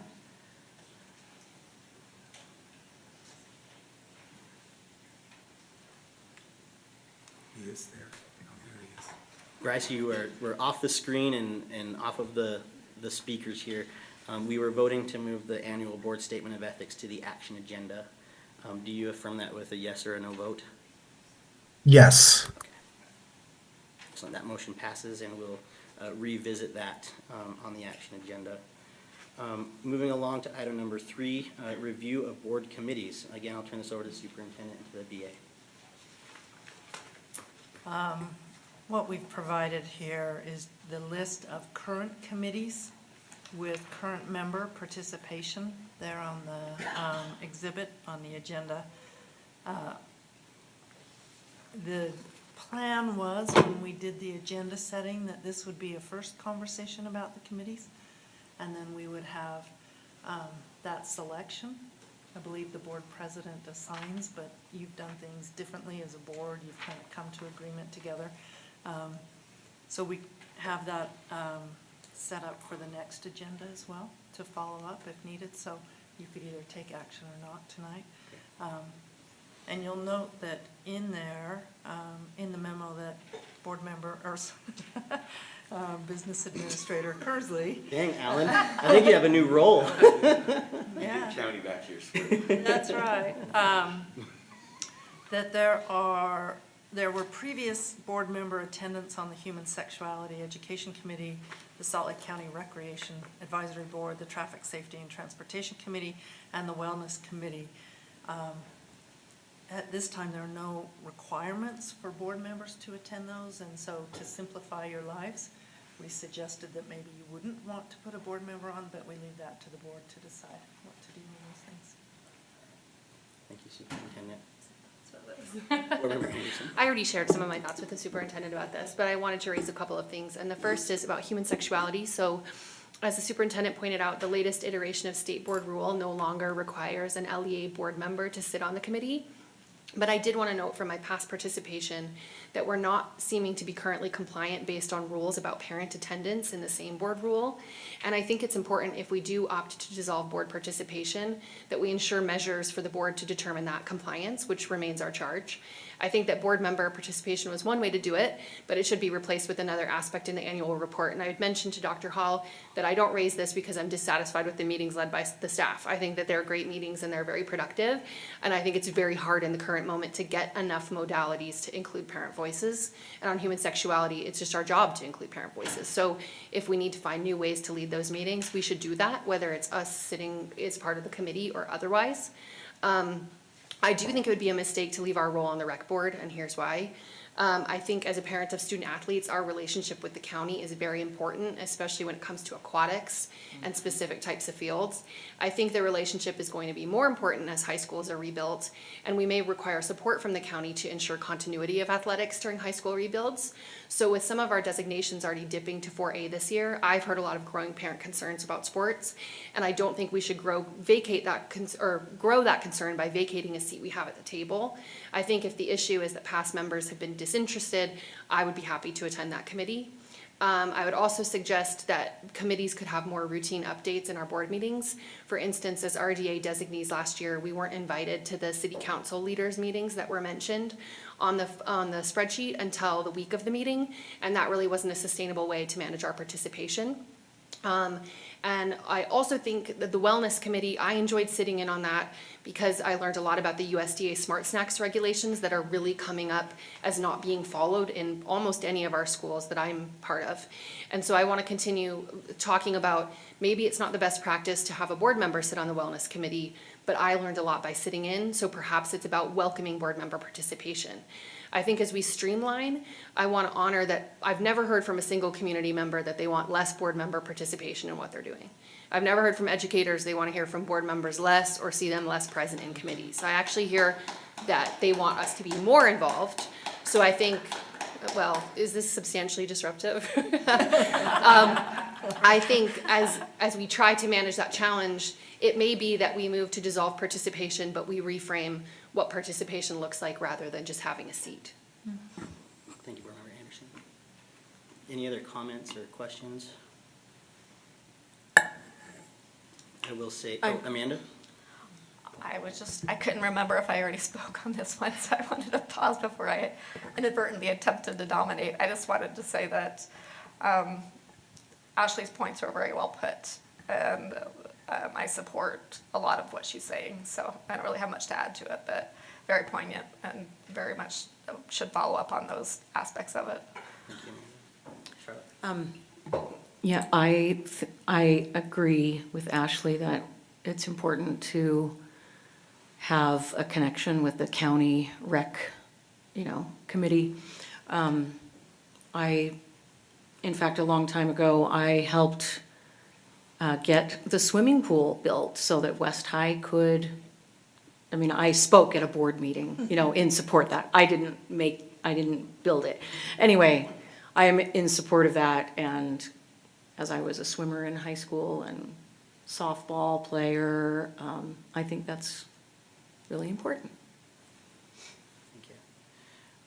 I would like to note what the superintendent mentioned in the beginning. We've also done this a few different ways, but I would like to note that Utah Code 53G-4-205 requires that the board president appoint all committees, which we have, like I said, done in varying ways, but I think in order to streamline this process, to be ready and prepared for the next 2 weeks, I would like to take that on with Vice President Jensen and present with you our roster. If folks are amenable to that, I would think it's highly important, though, to be well within the bounds of Utah Code as we move forward with these committees. Any objections or concerns about that? Amanda? So what I'm hearing you say is that you want to assign us, basically, would you permit us to submit our preferences? Absolutely. And then you can take that into consideration? Yes, When would you like that by? as soon as possible. When you say that, I'm not clear what you mean, because none of our participation is outside of code, as code doesn't, it tells us what we have to do, but it doesn't tell us what we can't do. So what would your response be? You're saying streamline them as written regardless of objection to that? No, what I'm suggesting is that Utah law requires the board president. In this case, I would move that to board leadership, that they appoint all committee members and assignments. But what I'm not clear on, and what I would think others might not be clear on, is the superintendent has essentially recommended a limited set of committees. There's been discussion about whether or not to limit those committees. So what would you be recommending that board members fill out, or what is your response to the concern about limiting committees, or additionally making, having a discussion about our role on any committee? Yeah, based on the discussion tonight, it appears that the Salt Lake County Rec Committee is a strong desired participation, that there's a desire to have participation from a board member on that committee. And so I think because of the number of folks that spoke in favor of that, we should do that. But regarding the other elements like the human sexuality, I think those are decisions that we should make at the next meeting. I think Brian and I could certainly prepare a roster, but we should definitely make sure that we are prepared to participate or not participate in the recommendations from the superintendent and the BA in the cover letter. Yeah, we can do that. Yeah, we can do that. So just to review, and I don't know if Sam, if you could pull this up to show on the screen so the community can see what we're talking about. But board member assignments through 2023 through 24, so this was our last iteration of board committee assignments. I'll wait for Sam to pull that up. Sorry, Sam.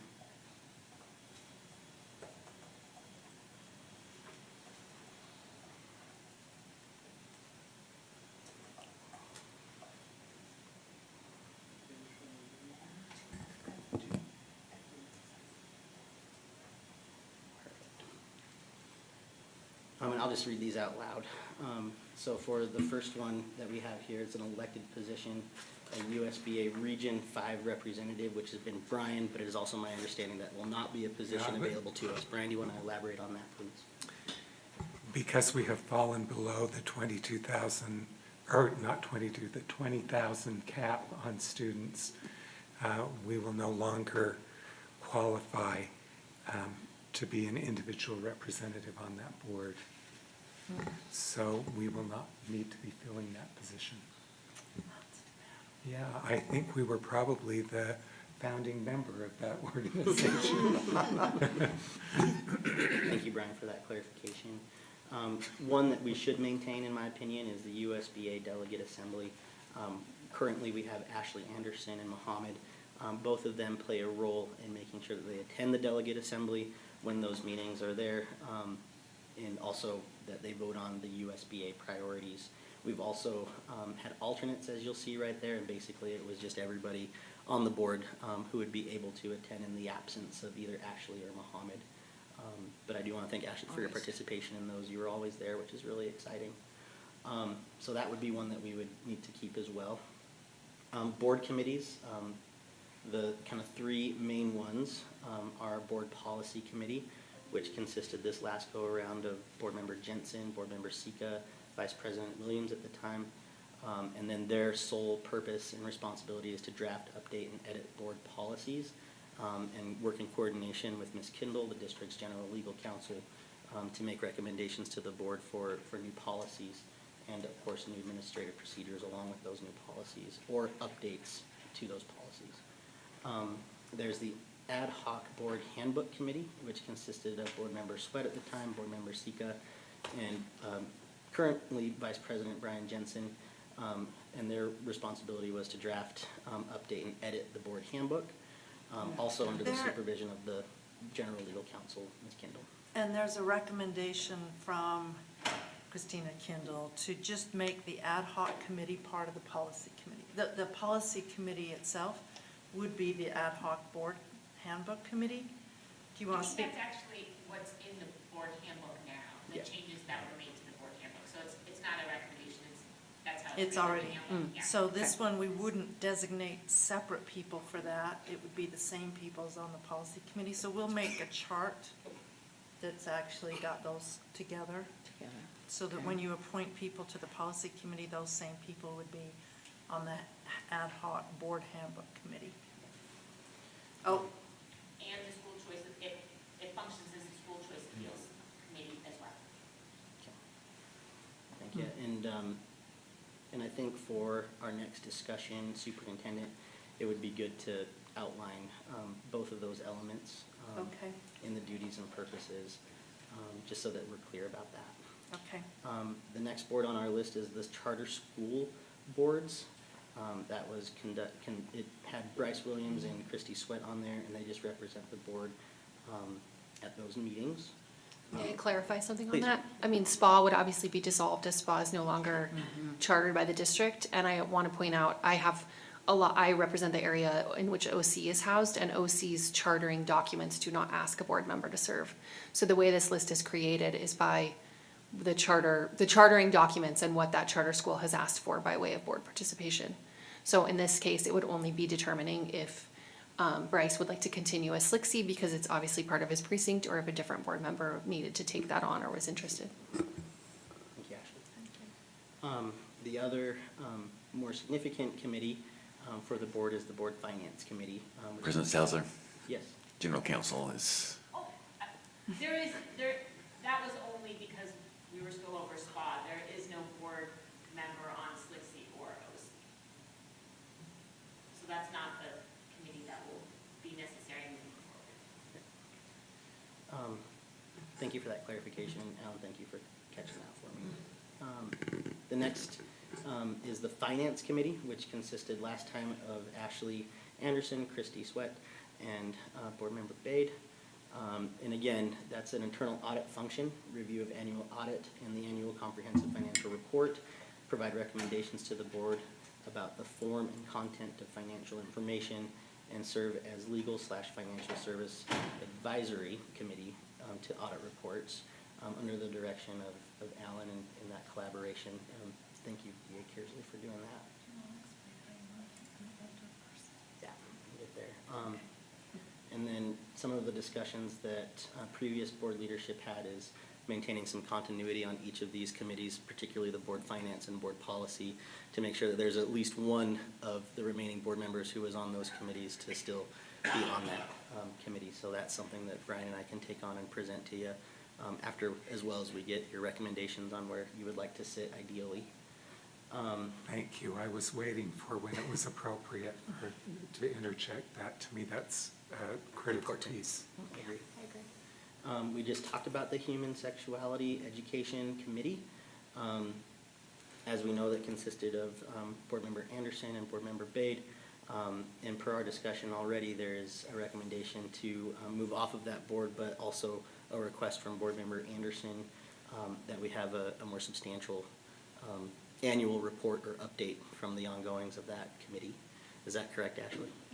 I mean, the request is specific to whether or not we're in compliance with the board rule. So board rule changed to no longer require a LEA board member to sit on it, but board rule also requires a specific number of parents, an equal number of parents to district employees to serve on the committee, and that has not been the case in my participation. So the request, in other words, is about that specific compliance measure rather than the other things that they're required to report on.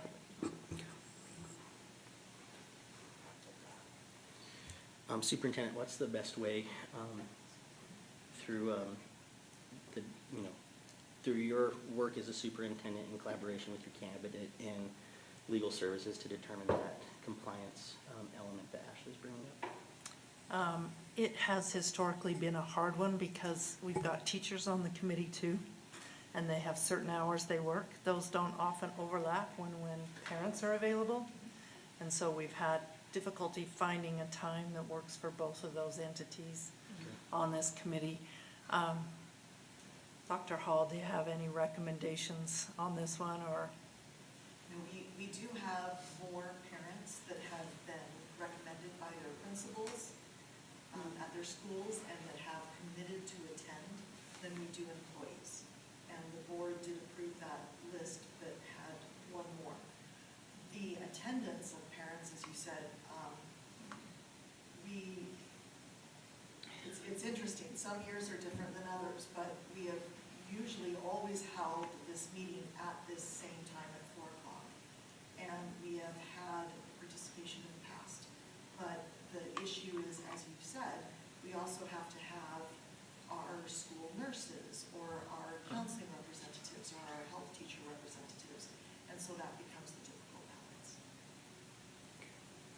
Superintendent, do you find it reasonable that we could shore up kind of a clarification on the compliance elements that we're discussing tonight for our next discussion?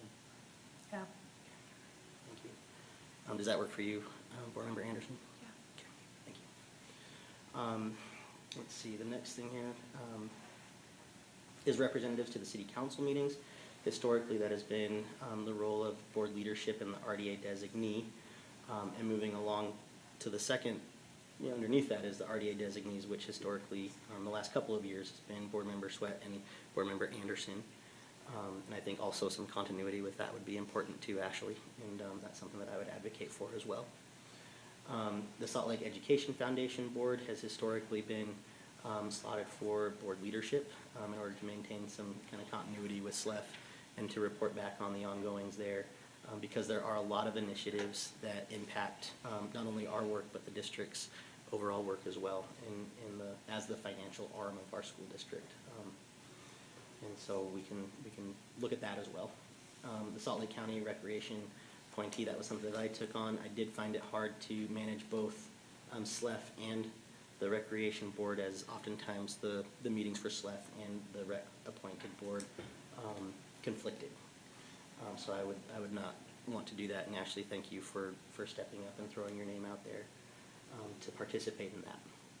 The next one is the Traffic Safety and Transportation Committee, which consisted of Board Member Jensen, Board Member Bade, and Vice President Williams at the time. And the real responsibility and purpose there is to work with the city to address traffic issues near schools and address transportation concerns. I believe this is a bi-monthly meeting, but it's also one that's being recommended for us to move away from. And just to let you know, Isaac Astle is our head of auxiliary services, attends that meeting with the city. Yes? Okay. Can we clarify the reason why we're recommending we move away from it? I recall it's been stated before, but if I'm a community member listening to this, I think you want to meet less about transportation concerns. But Superintendent, you've described in the past how there's actually different functions here and why that community no longer serves an intended purpose. So could you explain that? Yes, if I remember correctly, or help me out, Alan, thanks. Yeah, let me jump in. There's two transportation committees, and I think there's been confusion in the past. There's one that our transportation director, Ken Martinez, meets with principals to discuss district, busing and other transportation issues specifically related to the district. There's this city committee that a board member has historically been on that discusses more citywide transportation issues and not specifically for the district. Now, those two have gotten confused over the past of thinking they're one and the same, and they're not. The committee we're talking about here is a city-run committee. And the owner of that should be changed from Ken to Isaac on this, so we'll put Isaac in there. Does that make sense? Okay. Board Member Bay? Yeah, so I did attend some of those meetings, and frankly, they were very, very useful, because the fact that, I know my schools and I know how they are around and the safety and traffic around them, it was really actually essential that I presented my own, bias, of course, as a school board member, to make sure that safety is addressed around the school, like put in those flashing cross signs and that thing, and also making sure that the traffic light, it's not taking too long to switch during the school hours and things like that. So I really think personally, stepping away from it is going to be a little bit, it's going to be a loss for the board, especially for us to be able to pinpoint things as we hear them from our community. And so that's my take on that. Former Bay, thank you for that. I just did want to clarify. So Isaac would still be attending those so we're not stepping away as a district from the committee. We're just saying we're going to have a district employee be the district representation on that versus an actual board member. We have Charlotte and then Bryce.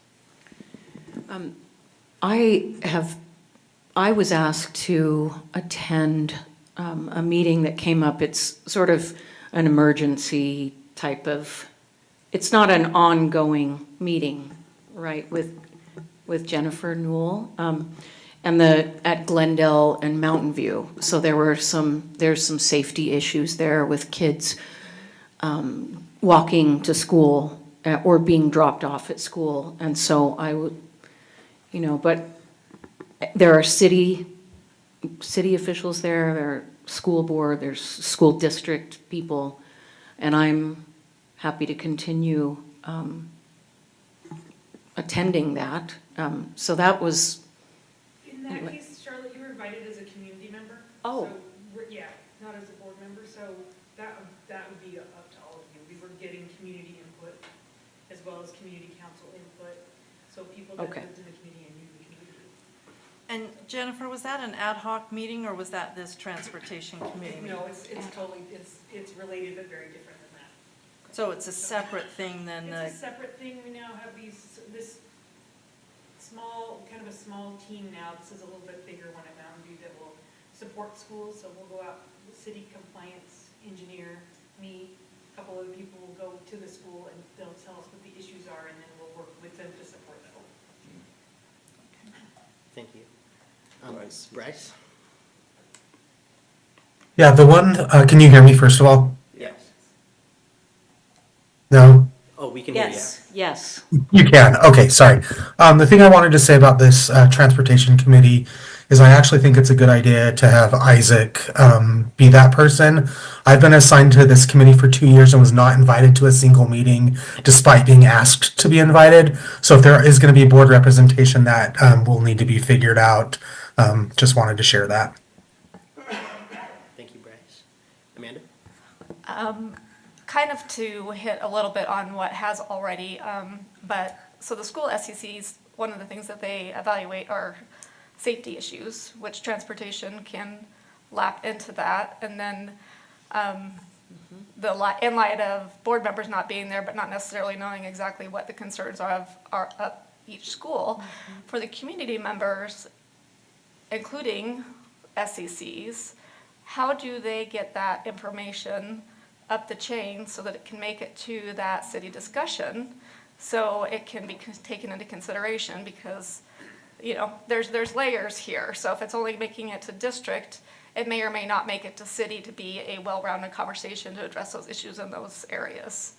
So, the default answer to that is usually always send it to the superintendent, because then what I will do is send it to Isaac.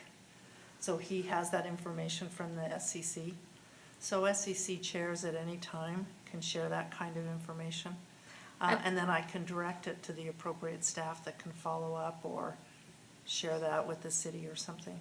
and it's a great suggestion. I would just say that if it could be communicated to the district To the SCC chairs. players, so to speak. The SEC, the community Yeah. members, et cetera, just kind of those two differences and how to get that input into making it to the city as well as the district, what you basically just said. Because, if we're sitting here discussing it, it doesn't necessarily make it down to those school communities to relay that information up. I think that's good. In fact, you know what I'll do? I'll put that on the agenda. We meet with the SEC chairs. I meet with them 4 times a year, so we have a meeting somewhere in the next couple of months. Let me put that on the agenda too. Thank you. Thanks, Amanda. Brian? So I saw Jennifer Newell's hand come up, and I have been sitting here thinking, we have a wonderful resource right here. Yeah. And I know that we have used you in the past with SCCs. I'm thinking specifically of the tragedy that we had at Bonneville and how you were able to work with us on an SCC level, on a district level, creating meetings where parents were able to be engaged. And the resolution that we saw with the flashing lights, the speed bumps, I mean, to me, that's a good example of where it was effectively working. So, Jennifer, I think that you can speak to this. You're a valuable resource. And Jennifer, would you mind speaking into one of the microphones so folks from the community could hear you. I have a teacher voice, I don't need a microphone. But the folks at home and online need a Yes, microphone. okay, sorry.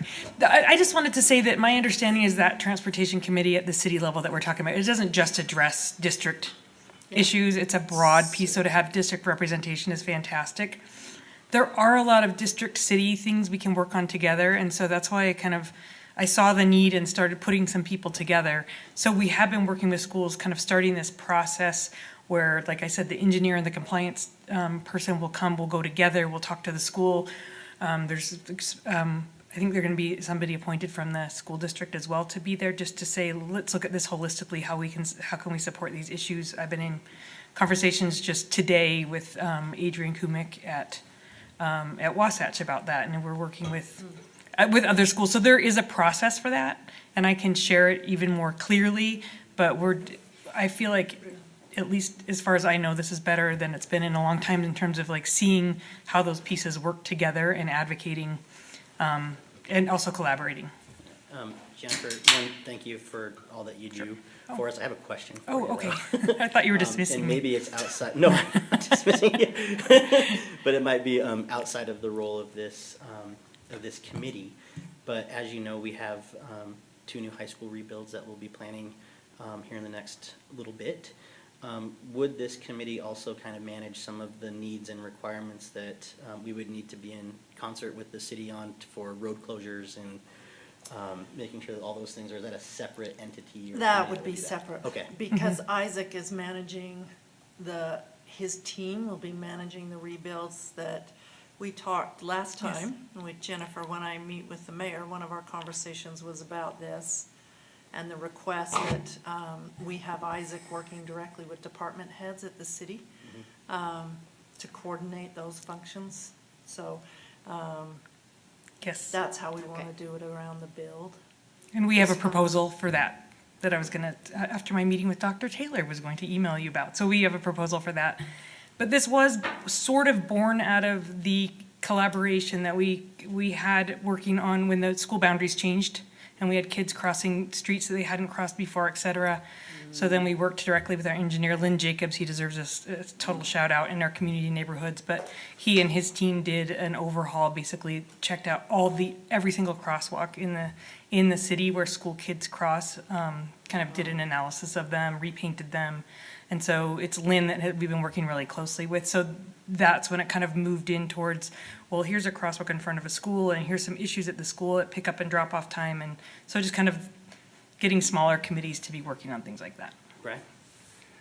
I would just interject as well that you have been really helpful with the crossing guards as well and coordinating efforts there. And I mean, when you're talking about those new traffic patterns with children and I mean, the anxiety that was occurring with, and I know that that's a challenging position, but thank you for your help with the crossing guards. Of course, I'm going to continue to beg for more. Yes, and actually they're in good shape. I just met with Bobby today, Bobby who's he's the crossing guard coordinator.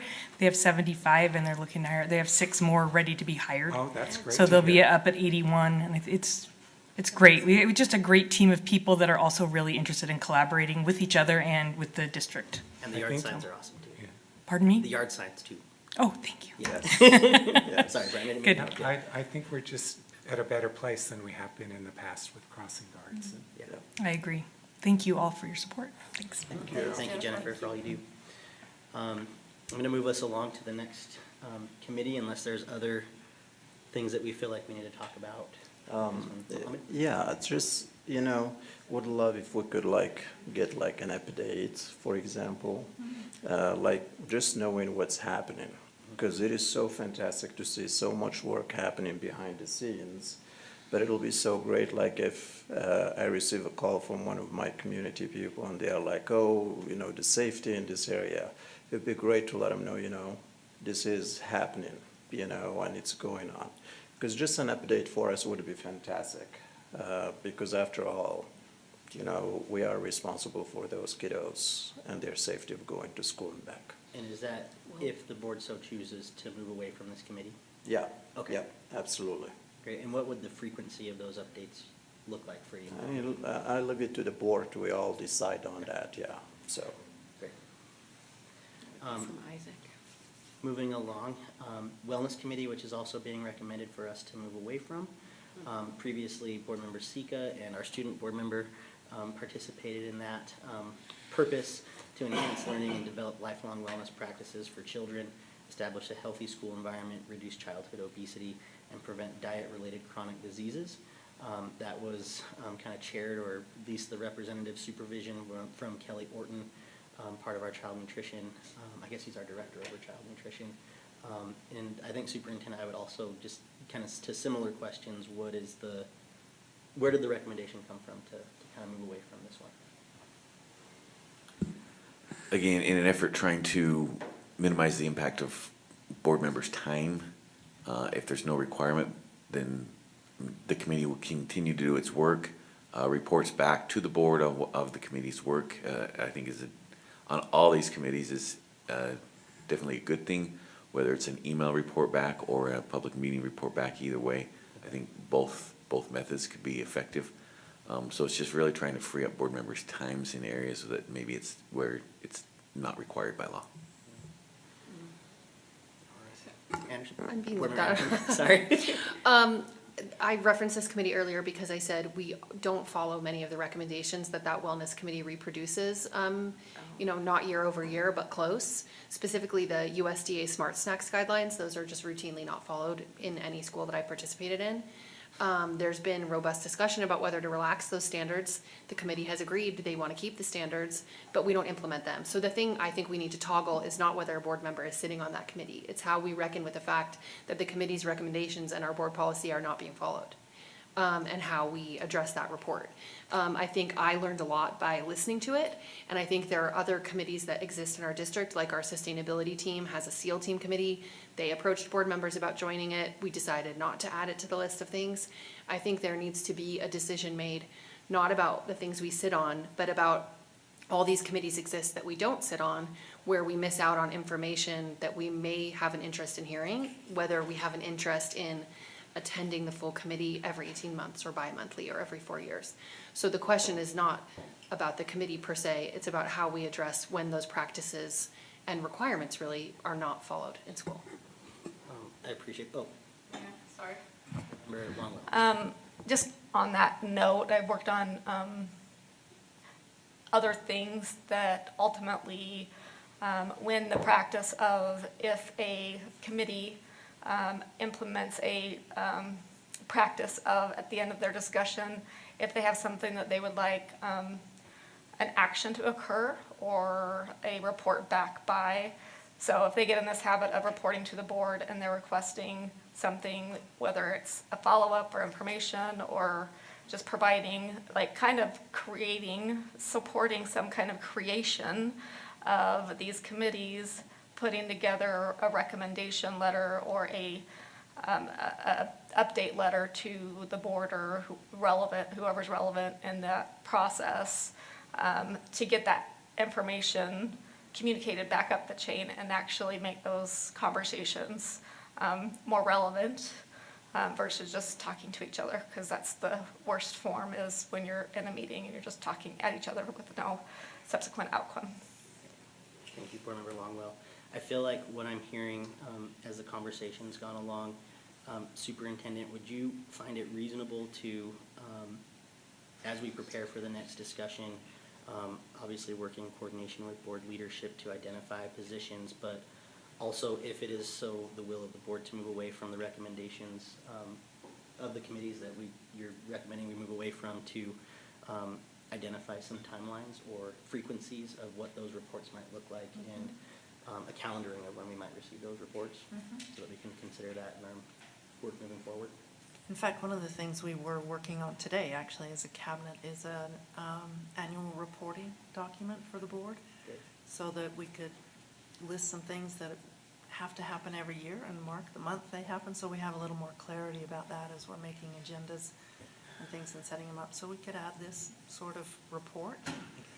And some of these reports, as Alan said, I think it's important too, our board meeting time is precious.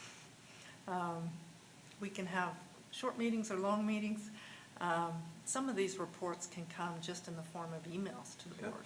That then the board, if they would like, board members can bring them up and ask that they be on the agenda as follow-up, but the original information could just go out as an email so that you have the updates, but aren't necessarily taking board time during board meetings to do those. So if you're amenable to that, we could set those up that way as well. I think that'd be great to look at both options. Okay. For each specific recommendation of these committees that you're recommending we move away from. Does that work for the whole board? Yeah. Thank you. Are there any other discussion points to this agenda item of board committees? All right, seeing none, we'll move on to our final discussion agenda, which is options for board meeting structure. I'm going to pull up my link here, 1 second. Sam's pulling that up too. This is all Okay. we have there. Okay, and Superintendent, this is from you to the board. Would you please give us your thoughts? There's just been board member discussion individually, particularly about maybe looking at a different structure of our meetings. Currently, we have 2 meetings a month. One of those is a business meeting. The other one is a study session. With a study session, we are meant to not take on much business, and yet we often have business that needs to be taken up more than just once a month. And so there's that issue of having a standing study session. We also have struggled to maybe come up with study sessions that fit the board's needs in situations. And then also have looked back, people have mentioned that in the past, the board has had 2 business meetings a month and added study sessions to an earlier time period, like at 4 p.m., if needed, as they come up. So that's one arrangement. There are other ways to do this, I know, and I think some of you have some ideas on that. But to present to the board the option of changing the structure of monthly meetings, to possibly move away from a business meeting and study session into a different kind of arrangement. So leave that to you to think about which of those best serve your interests. And from the district point of view, it would be useful to have business meetings twice a month because there's so much business that we're often hampered trying to get the agendas right if we have business outstanding.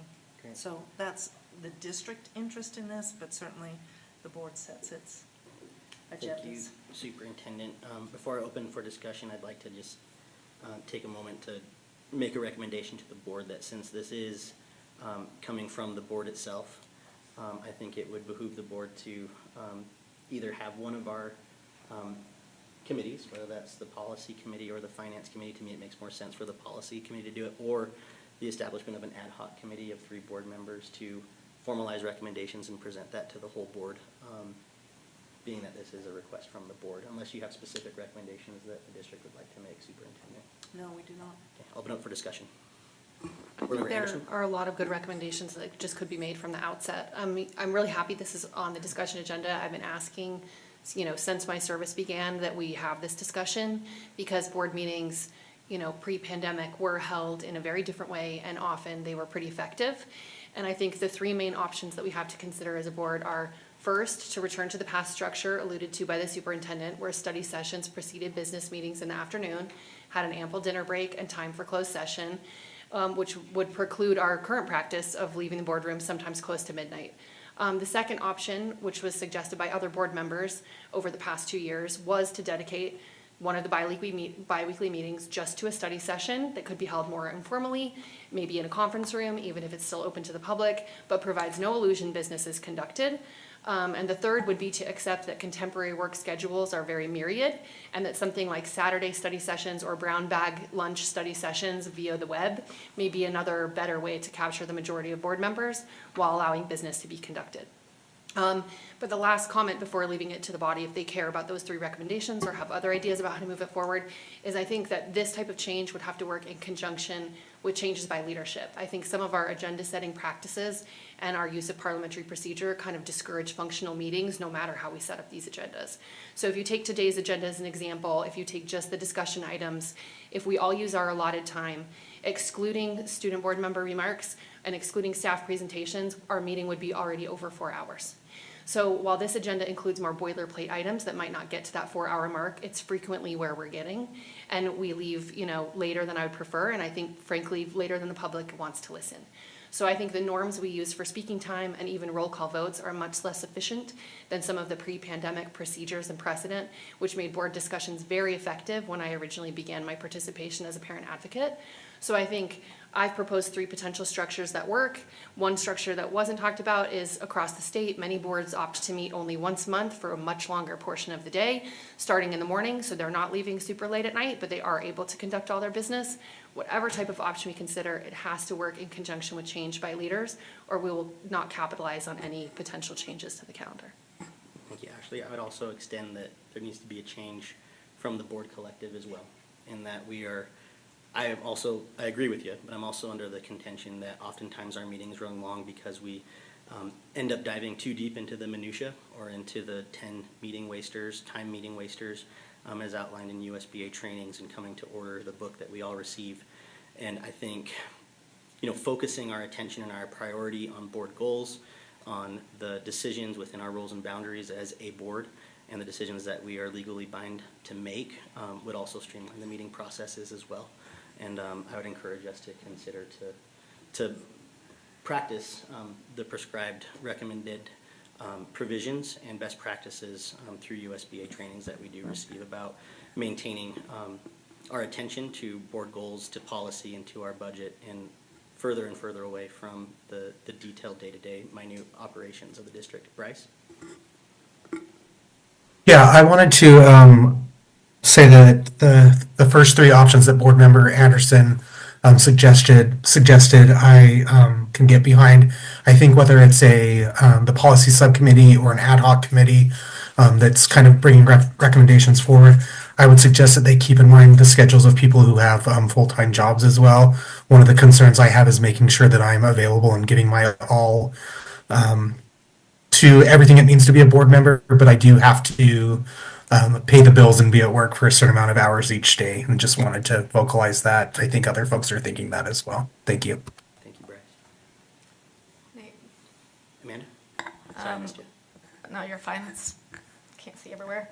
The only point I want to make is I strongly would like to see that we do business meeting every single board meeting 2 times a month. And then we look at doing the study sessions. However, but I think that's been a contributor to it taking so long for decisions to be made, is that it's only once per month, and then if it's delayed, then it's a whole other 30 days. And where the school is only in session for so many months, we're losing so much critical time for our students and for the district by delaying otherwise. So I adamantly, maybe is a better word, request that practice be implemented. You guys have heard from me from years, I don't know, it's been years, but for quite a while, saying, turn this into each meeting has to be a business meeting. Even if we don't make decisions, allow that opportunity for decisions to be made so we can move more efficiently and quickly. So, and I personally would like to be on that ad hoc committee. Sounds like there's a temperature for a potential ad hoc committee. Amanda, you voiced your willingness to participate, but I think the board would have to give the nod for us to move forward with that in order to provide more formal recommendations to the board. Ashley? I have a follow committee. I think there's an interim step that's more efficient. Which is? I think that forming an ad hoc committee without knowing exactly what Bryce raised, which is the difference of people's schedules, it's pretty simple to put together a doodle poll and look at some of the main options presented. And before finding any committee, look at if there's actually just consensus based on a poll. And the reason why, the second follow-up I would have to say is that, again, looking at this agenda, there's nothing on here that's not boilerplate and not required. And if we use the time that we're allowed, we would still be here for 4 hours. So again, to say, taking very seriously, coupling changes that are very realistic, that don't place blame on board members using their available time. Thank you, Board Member Anderson. Would you be willing to put together that doodle poll as the interim first step? I don't think that's my job. I'm happy to do that and get that done. It would be helpful to have the options. I'm not sure I caught them all, Ashley, from you, of what you were suggesting. It seems like some are not preferred, but I'll just restate all four. The first is to return to the pre-pandemic precedent of having study sessions in the afternoon prior to the business meeting. That's the one like the 4 o'clock time and then, okay. The second is having a standalone study session alternating. And that means, Meaning our first meeting of January would be, this is our business meeting, our next meeting would be a study session, in general. what we have now on But paper. truly a study session. truly a And we're study no longer doing business. Okay. The third would be to say that afternoon time is not gonna work for concerns that Bryce raised. Would people rather have our traditional business meetings, but convene for even more informal study sessions on Saturdays or at lunchtime, when we can do reasonably like a webinar? And the logic for this is, of course, to explain to the public why I care about this.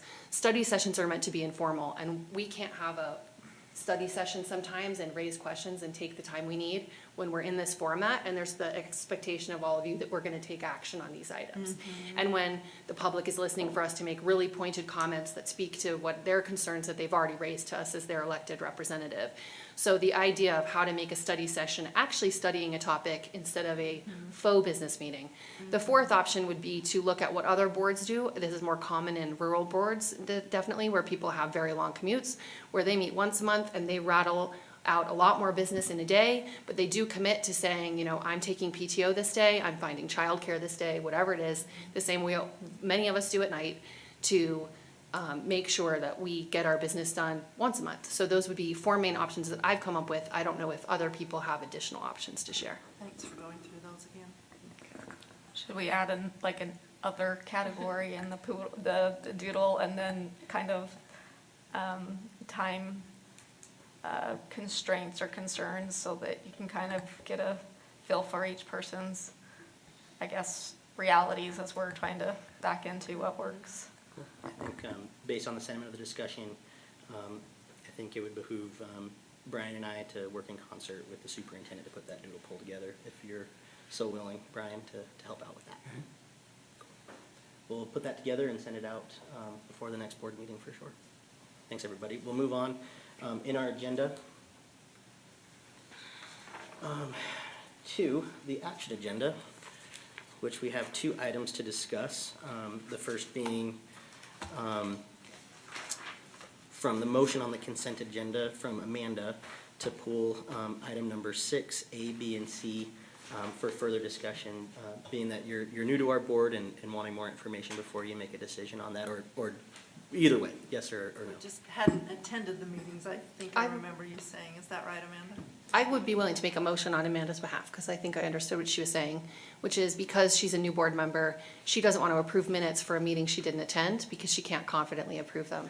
So I believe it was her intent in her direct comment that she wishes to abstain, but she didn't want to abstain from the remainder of the consent agenda, where she was happy to consent to those items. So I would move that we accept the remaining consent agenda items as posted. Second. All right, we have a motion and a second. Any further discussion? All right, seeing none, we'll call for a roll call vote, starting with Vice President Jensen. Brian Jensen, yes. Amanda Longwell, I abstain. Bryce Williams, yes. Charlotte Fife Jefferson, I'll abstain as well. Ashley Anderson, yes. Nate Salazar, yes. Mohammed, yes. All right, that motion passes. We'll move on to our next agenda item, which is the statement of ethics. I'm happy to read that out loud, just thinking about our timing this evening, and so I'll go ahead and read that out loud. And before we take a formal, before I accept a formal motion to accept them. So let me just pull up my link here. All right, so below is a copy of the statement of ethics. Oh, let's wait for Sam to pull that up as well. Sorry, There Sam. we go. Perfect. All right. Make this a little bigger on my screen. Okay, below is a copy of the Statement of Ethics section from Board Policy B1, Board of Education, Legal Status, Responsibilities, and Ethics. In order to comply with the annual review requirements of this policy, board members will review and reaffirm these assurances as part of the discussion on January 7th, 2025. Statement of Ethics for Salt Lake City School Board of Education. Members of the Salt Lake City School District Board of Education are elected officials obliged to monitor, evaluate, and work to improve educational opportunities for children and families in the district. These responsibilities require that members of the board adhere to the highest standards of ethical conduct.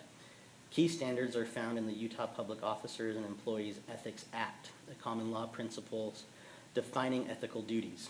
To this end, board members subscribe to the following statements and assurances, which will be reviewed and agreed to annually in a public meeting. I will represent that the board with dignity, I will represent the board with dignity and integrity. I will treat fellow board members, district staff, and members of the public with respect and consideration through civil discourse, exhibiting both honesty and decorum, whether we agree or disagree on issues. I will keep confidential all issues discussed in executive sessions, including legal action, negotiations, personnel, and property. I will avoid conflicts of interests or the seeking of inappropriate personal advantage as a result of serving on the board. I will represent the needs of all students in the district while balancing the concerns of individual precincts and constituents. I will endeavor to attend all board meetings, be prepared, and listen to others' opinions. I will guard the public trust by spending school funds to benefit all children. I will function as part of a policy-making body, recognizing that authority rests with the board in open session, not with individual board members of the board. I'll entertain a motion.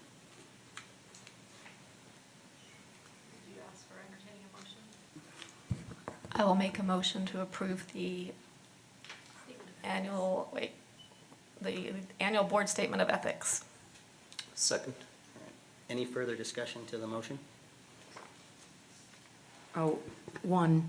Charlotte? It was talking about executive sessions. Is that the closed That is. meetings? Yep. Okay. Thank you, Charlotte. Brian? My only thought is, I think it was really valuable for you to read through that, Nate, but what I also think is really important is that we are individually reflecting on that.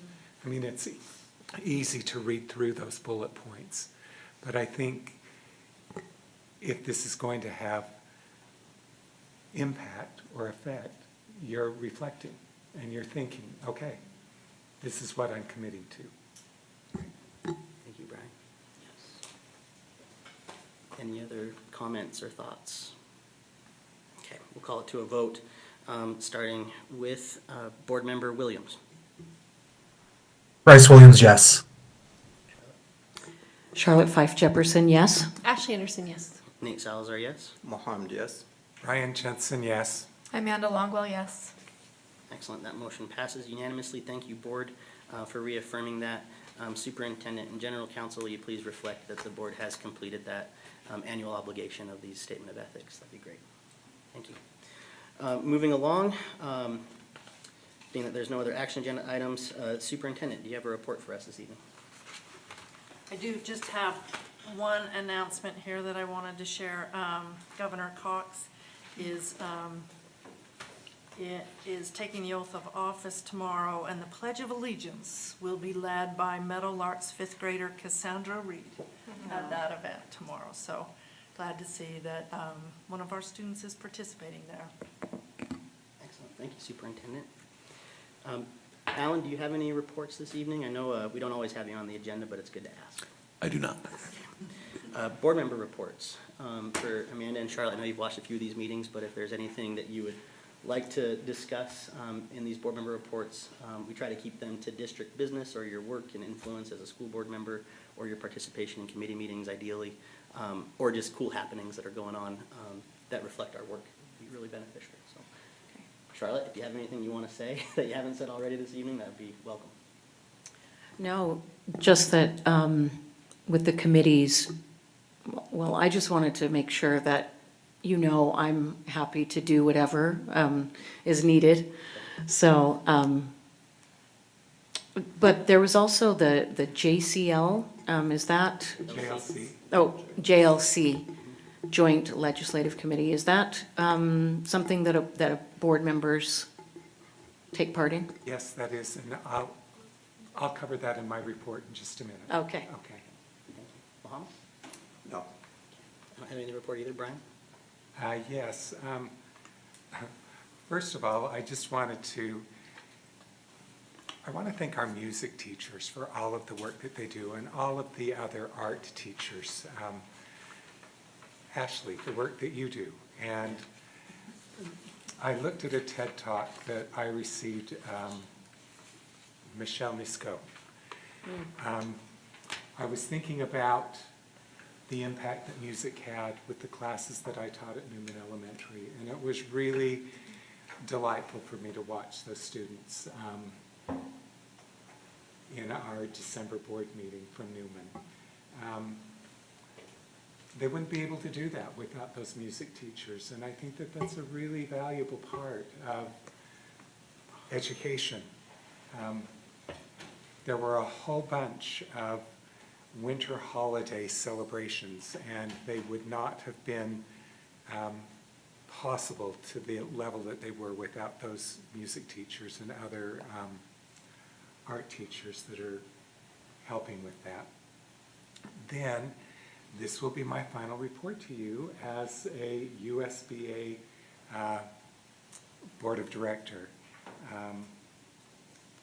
To answer your question, there is a JLC meeting that will be this week, and all of us are invited to participate in that. And I think that those are really valuable, and I think that it's important for us to continue to participate in that, even though we will no longer have a vote.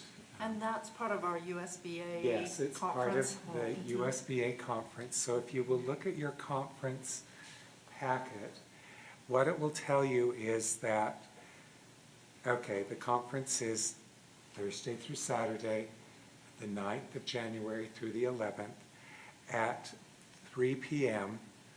There will be a JLC meeting at the Little America. It will be in the Idaho room. All of us are invited to be there. Later that evening there, and I don't want to take time to go through all of the different things that are in that conference. You should have received a packet. If you have not received a packet on that, email me and I'll make sure that you get one.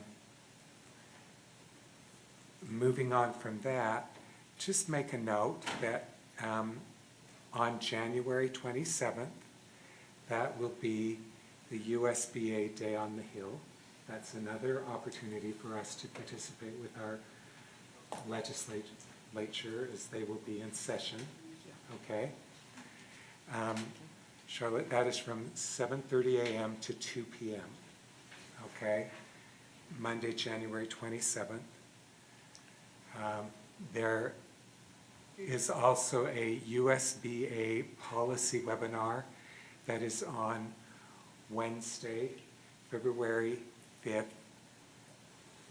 And those are always just a half an hour, and you just zoom into it's a webinar, so you zoom into that. And I would encourage you to participate in those. They really do cover really valuable issues that board members face.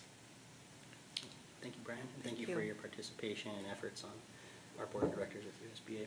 You're welcome. Helena? Yeah, about the USBA annual conference, I was invited to attend a Q&A with other student board members throughout the state, so I'm excited to do that Saturday morning. That's so That's exciting. fun. I'm really glad you're doing that. Ashley?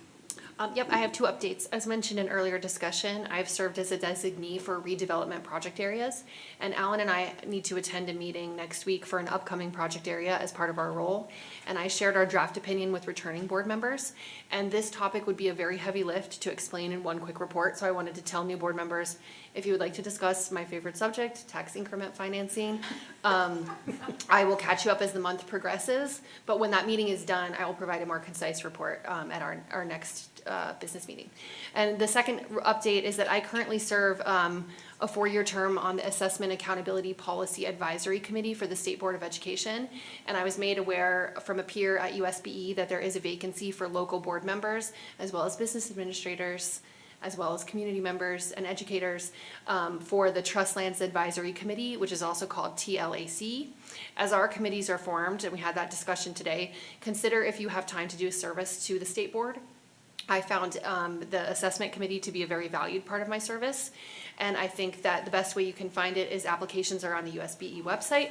And I can also find the link, send it to Alan so it can be included appropriately in the minutes. But anyone who messages me, I'm also happy to share the direct link, or you can inquire with your USBE representative. But I encourage any board member who would like some additional work to do to consider serving on that Trust Lands Advisory Committee, especially as we've talked amply about, our trust land training and other matters in our meetings. Thank you. Amanda? Not particularly a report, but I basically want to express gratitude to the community members that supported me in getting me put in this position. I've been able to express gratitude directly to a decent amount that kind of gave me the gumption to go for it. And a big shout out to the state representative that kind of planted that seed in the first place. So just extreme gratitude for the public that rallied around me and putting me here to try to do my best to impact positive change for truly all of our students. Thank you, Amanda. Bryce? The only thing I'll say is I'm really trying to focus on getting better so I can join you all at USBA this weekend. Thank you. Thanks, Bryce. Superintendent did let me know that she had one more update. I did. I just wanted to mention, we have kind of a fun celebration set up for Saturday. It really is remarkable how Salt Lake District has led on so many things and led on having the first woman school board member in the state on the Salt Lake City District School Board, and that was Genevieve Curtis. And we have celebrated her in the past as a district, but have the opportunity, there was a plaque that had been in the Curtis Elementary when there was a Curtis Elementary, and we are placing it in the new district office here. We'll have a wall for kind of noting a lot of important events for the district historically. And so on Saturday, Genevieve Curtis's granddaughter and other family members, including Senator John Curtis, who is her great-grandson, will be here Saturday to celebrate with us, to celebrate her and the plaque in the front hall area of our district. So just wanted to let people know, Saturday at 12:30, if they'd like to attend, just a short ceremony that way to recognize her and note that historically in our district. Yeah, thank you, Superintendent, for bringing that up. And my understanding is that our former board colleague, Christy Sweat, will be Yes. there. For those of you that don't know, that she really championed this engagement in this event, and we're grateful for her work, even post her life as a board member. So thank you for reminding us about that, and we hope to be able to attend with all of the happenings this week with USBAD. Yeah. Great. Thank you. There is a need for the board to re-enter a closed executive session, and I would entertain a motion to do so. I move that we, do we have to say the date? Yeah. On January, okay, I move that the board return to closed executive session to discuss the character, professional competence, or physical or mental health of an individual and pending or reasonably imminent litigation, and that the board adjourn immediately thereafter.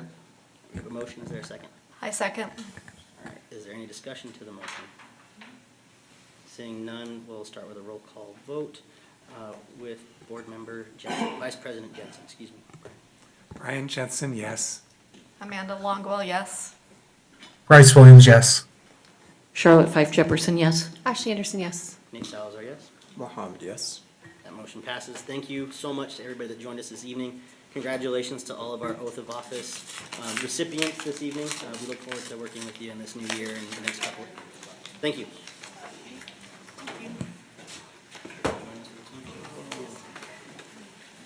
Unless you want to let me know. Yeah.